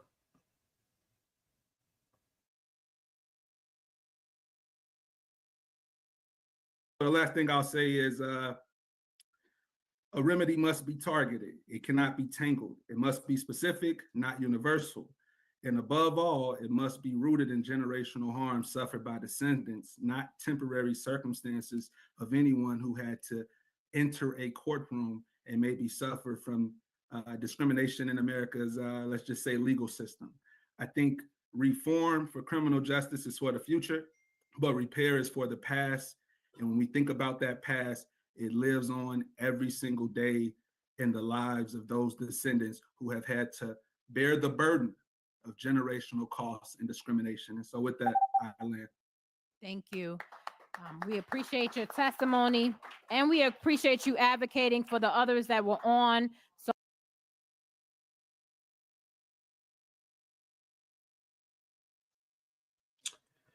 all right, we'll continue our news headlines. I'm just waiting for those names for those other.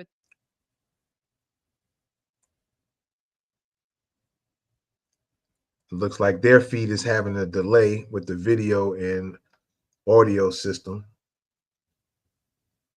Like I said, they're coming close to ending the hearing, the public hearing. So we'll keep it on. We keep our ears and eyes open. Any audio come through, and then I'll keep quiet. Seem like I just heard something. Okay. There we Michael go. Jordan, I'm are you- here. I'm Okay. here. All right. We don't see him, so if we can get Michael Jordan. Go ahead, Mr. Jordan. Video right here. You see me? Yes, we see you. All right, thank you. So I am Primetime Friedman, and I would like to make some recommendations. So all proposals and recommendations from this commission and task force must include and be exclusively for the American freedmen of New York.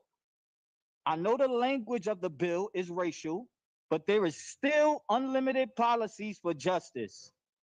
Although the state has the racial language, the U.S. Constitution's American Freedmen Amendment, known as the 14th Amendment, compels this commission and task force to recommend race-neutral remedies due to the Equal Protection Clause. That being said, moving forward, the eligible community should have 0 racial identifiers to determine eligibility. This is a positive because it also compels you, the task force, to identify and grant remedy to the American freedmen class citizenry for the entire state of New York. Every and all recommendations must be exclusively for American freedmen class of New York. I love the disaggregation bill proposals. I would suggest you identify the eligible recipients on the disaggregation proposals as American freedmen and define them in terms of the American Freedmen Inquiry Commission, the Corpus Juris, volume 27, page 895, 1922 edition, and the 13th Amendment. And to help you, I'll even say this. A term, the American freedmen is that class of persons and their descendants who were emancipated by way of within the United States. I heard the speaker Devon speak on the American Freedmen Amendment, known as the 13th Amendment, Section 1, but he did not speak on Section 2, known as the Enforcement Clause. And the Enforcement Clause mandates elected officials to eradicate the badges incidents of slavery for the American freedmen class and demands this task force to use race-neutral, unconstitutional remedy for the American freedmen. In that, you should include direct cash payments for American freedmen, capital investment for business exclusively owned by American freedmen. All contracts, set-asides, and workforce must be at 100%. That number may be arbitrary, but it's not. My mentality is to aim for the moon. So if you miss, you will be a star. And all 100% proposals will make all American freedmen stars. The American freedmen have been as bright and righteous as the North Star that guided our American freedmen ancestors Thank to you, freedom Mr. and Jordan. justice. If you'd like to finish your testimony, you can email it to the commission. Thank you. So we want to thank you all for being here today in Utica. We have to honor Utica. You certainly came out and you came prepared with recommendations, what we've been asking for. So you heard the assignment and you achieved that, and we are grateful to you. Let's give Utica a round of applause.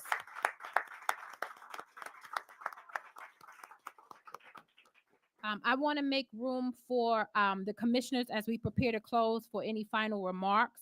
So I'll make room for Dr. Daniels and Commissioner Holmes. And Linda Brown Robinson. Thank you for that reminder. Well, I think the applause is certainly warranted. I am so glad I was able to come through the snow and all the other obstacles I ran into to be here. There was so much brilliance in the room. There was so much joy in the room. And there was certainly civility in the room. And I unite with, I think it was Jamel, who talked about divisions and his soul thirsting for harmony. We don't all necessarily have to agree, but it's the way in which we discuss issues that becomes important. And so I just found it very powerful. There was so much joy and so much togetherness and so much love in the room.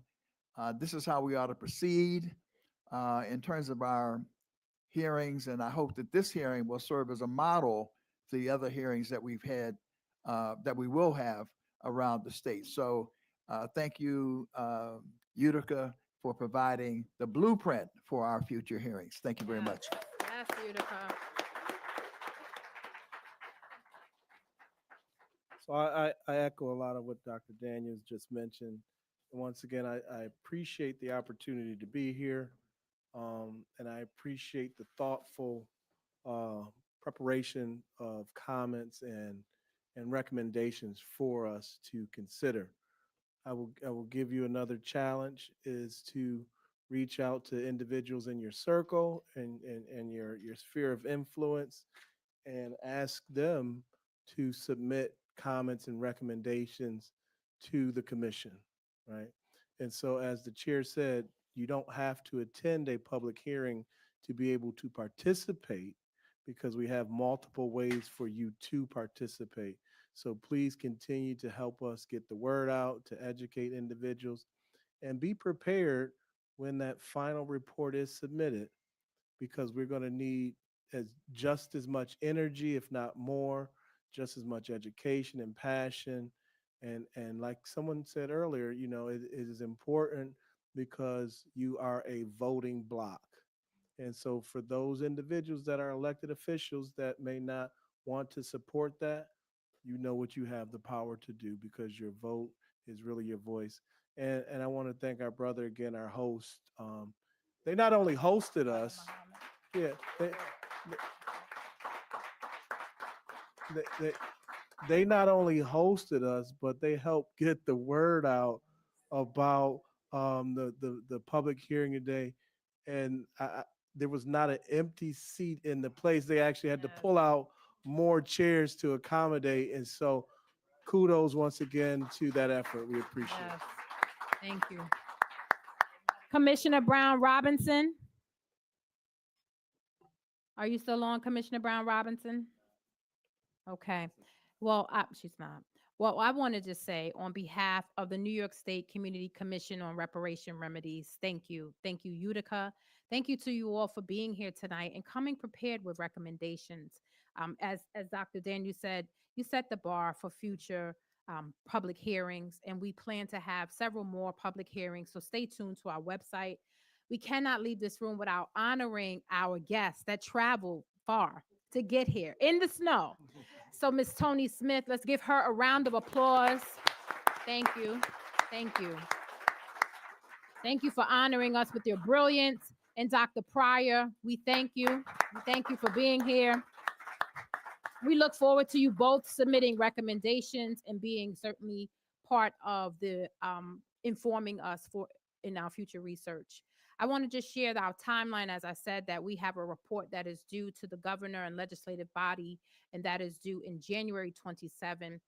We expect to have that. We hope to have that report in by December of 2026 and spend January through March educating our community on the recommendations. And we hope that you will join us, as Commissioner Hogue says, in champion those recommendations, because we will need you to do your part to get those recommendations actualized. So again, I'm Dr. Charnel Hawkins, and I have the honor of serving as the chair of this great commission. And we thank you tonight, and we hope to see you at a future hearing. Stay tuned to our website, ny.gov/reparations. Thank you, Utica, for showing up tonight. Thank you to our host, Mr. Muhammad, Mrs. Muhammad. Thank you for making us feel at home. Good food, bean soup. I hope it's some left so I can take it home on the drive home. I got a long way back, but we thank you. We thank you for honoring us and allowing us to be in this great center. Utica, safe travels to everyone, and thank you. All right, You know I'm ladies and spending the night, gentlemen. right?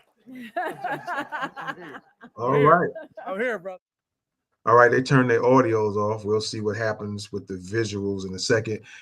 So yeah, man, there you go. The New York State Community Commission on Reparations Remedies in New York. The last speaker came on Zoom. What's up, Friedman? I see you out there. Yeah, so all right, there we go. Let's get that out of here. There we go.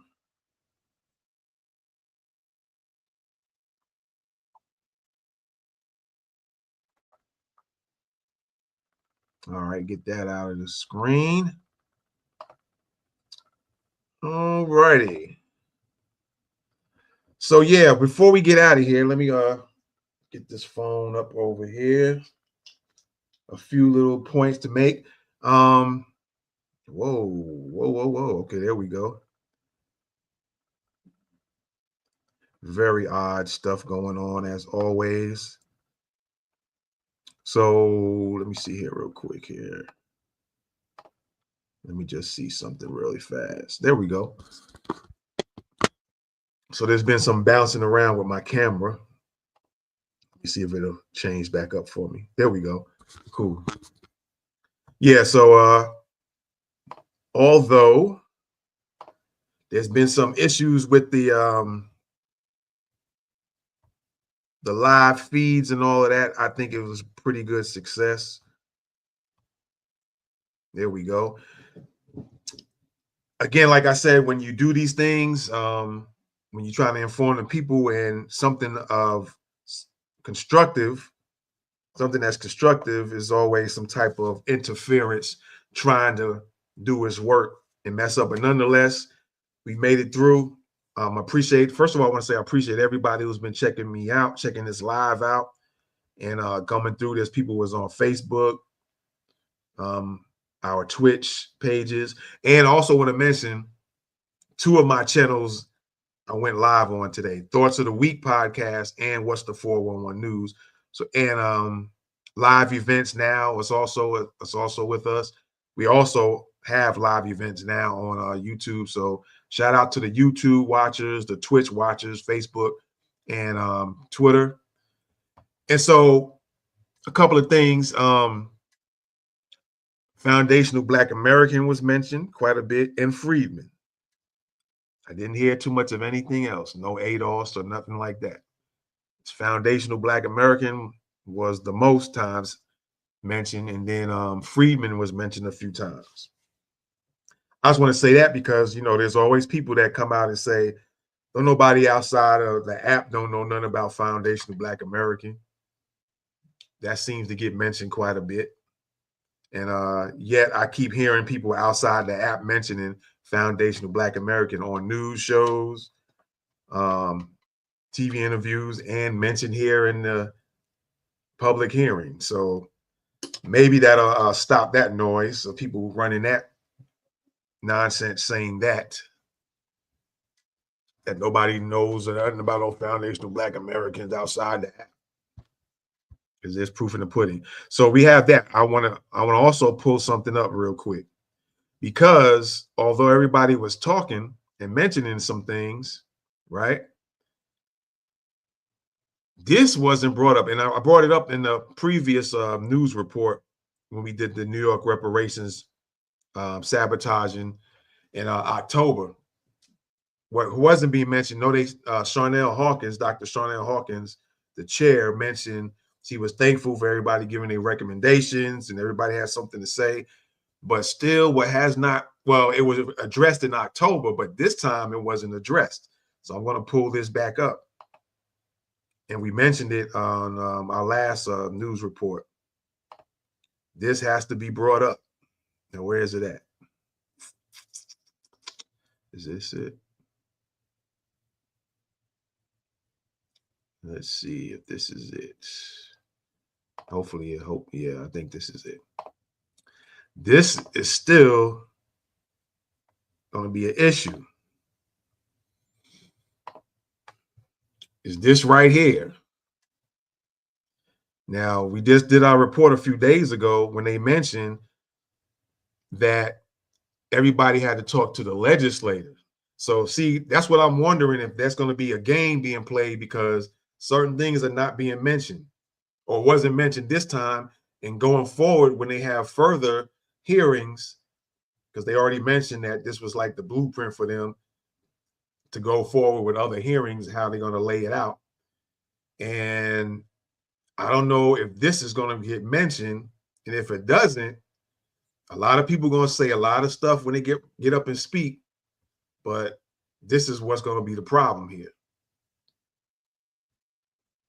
And you can also find this on that website, the ny.gov/reparations. Let me see, page 6. All right, the first few lines. Examine how New York State engaged in the interstate transfer of enslaved Africans. Stand by a second.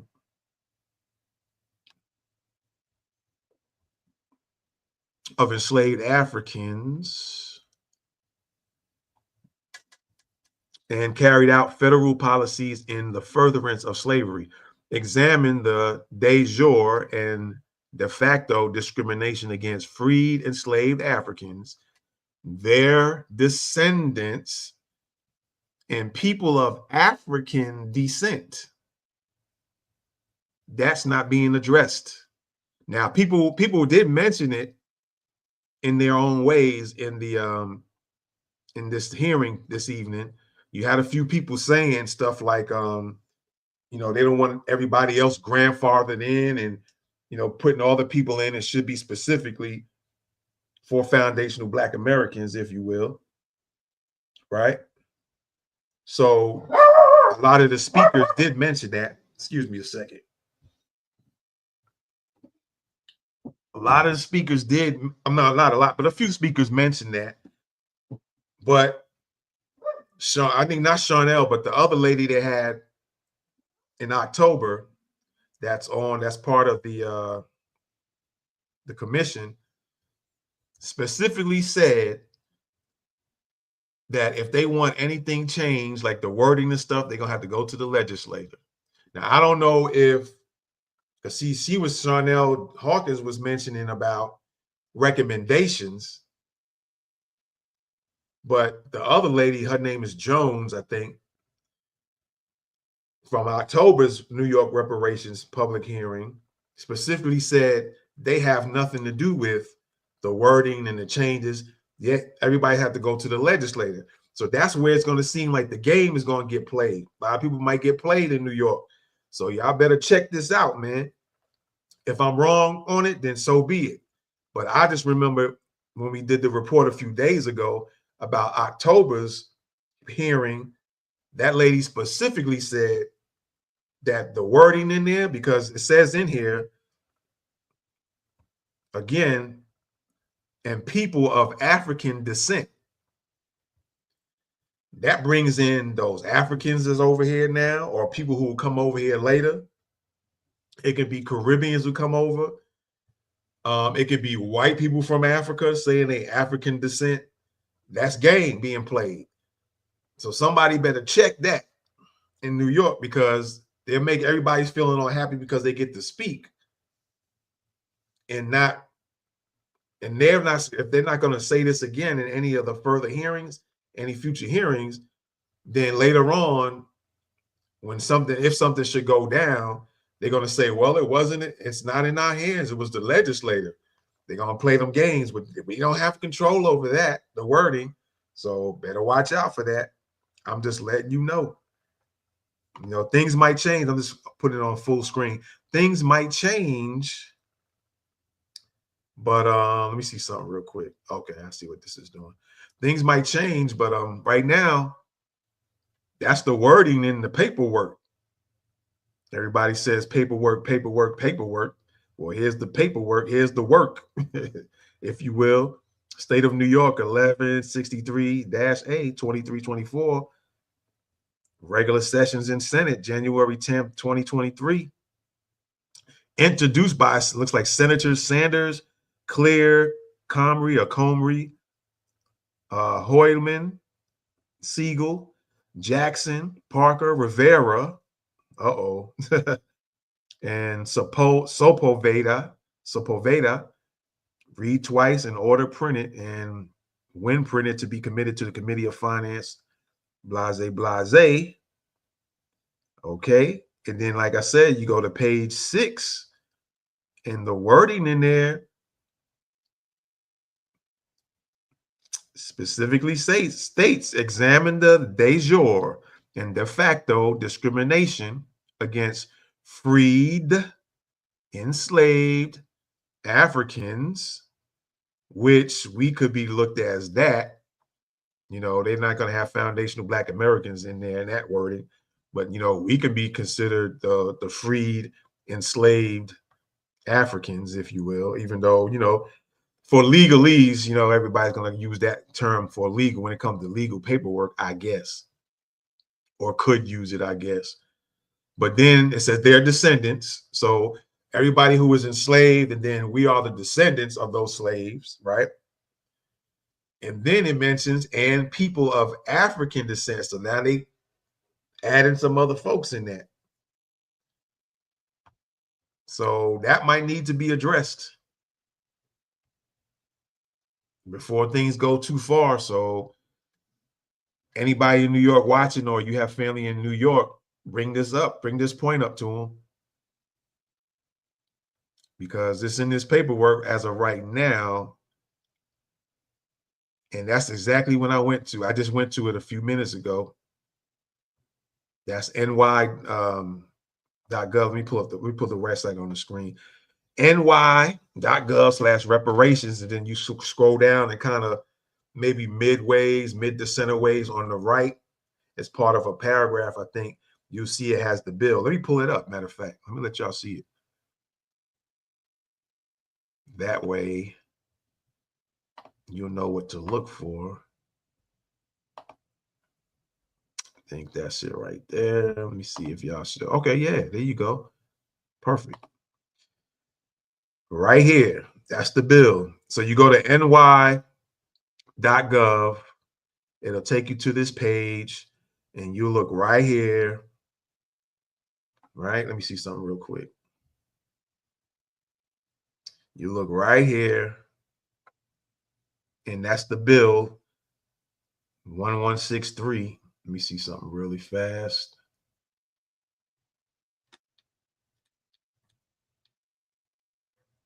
All right, there you go. So yeah, that's the bill right there. You click on it and it takes you to what I just showed you. So I'm just wondering, I'm just thinking to myself, if that doesn't get brought up or get addressed, they can have 20 hearings, and then if they decide to go through or whatever, and then all of a sudden people of African descent also get some finances or some resources, if everything goes through in New York, there's going to be a lot of pissed people because that wasn't getting addressed. So I'm just saying, somebody needs to look into that and maybe address the commission again and say, hey, you know, on December 9th, everybody did their speaking and we get it, but we might need to address this issue right here that's in that bill. Because as of right now, like I said, you click on it and that's what's in it. There's no changes as of yet. All right. And besides that, I definitely want to I appreciate y'all again, man, for checking us out. And the next one they have, I'll make sure I try to get we go live again with it, man. This is what we do. All right. So with that being said, everybody on my spaces here on Twitter, if you've been listening, I appreciate y'all. So yeah, make sure that gets addressed, folks in New York, somebody. Because again, like I said, let's say if they go through, I'm repeating myself, but if things go through and they say, well, yeah, we're going to give Black Americans some stuff.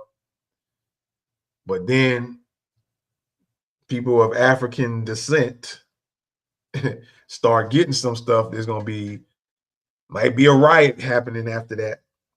And because that didn't get addressed in that bill, that wording. All right. And so with that being said, I think this has been a success, even though there were some freezes in between, some little hiccups happen here and there. Still, you got the gist of everything. And I think you'll be able to go to that website as well and probably watch the replay of the New York State Commission public hearing, because I'm thinking that, and I'm probably going to go back myself and look at it later, give it a day or two and make sure everything registered through. But I'm going to look back myself,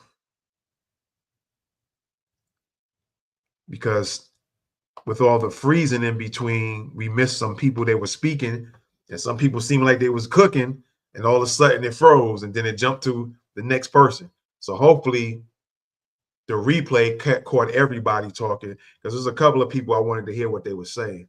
And maybe we'll go back on a live report news and kind of play some of those highlights that kind of froze and then disappeared. Maybe we'll come back and play some of those. All right. All right. One love, y'all. Appreciate y'all again. Thanks again. Keep on checking us out. Go to what's the411news.com. You can also, when we live, I try to keep everything as much as possible, as best as possible. Whenever we go live, you can go right over there and watch the live. You can check us out on YouTube at What's the 411 News. All right. Let me see here. You can always check us out there whenever we're live on anything and watch us there. You can check out our What's the 411 News Twitch page.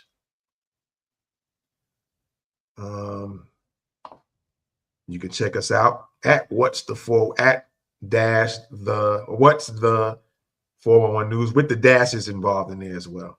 It's getting late, man. I'm stumbling on my words a little bit.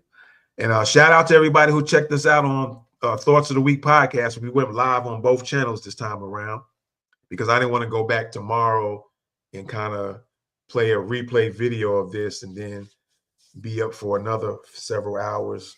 I said, let me go live on both channels. I'll just make that be the podcast episode for that day, for this day, and leave it at that.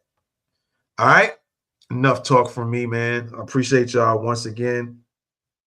We will check y'all in the next one. Again, go to what's the411news.com. You can also read articles. Sometimes we'll put news articles out and then do the reports live later on. Sometimes we go live and then the news article comes out right after that. So you want to read some good news, things going on in the Black community, check us out on our article page where we have the articles and stuff. We do have international category for other languages, and we're just pretty much reporting the same stuff we're reporting now, but just translating it in 8 other languages. All right. And again, appreciate y'all, man. I say that 1,000 times, but I can't say it enough. I thank y'all for checking me out wherever you check me out at. And I'm gone, man. This is What's the 411 News. I'm out. Deuces. Welcome back to What's the 411 News, where we bring you news observation, interpretation, and news commentary from an FBA and BGR perspective. Let's get it.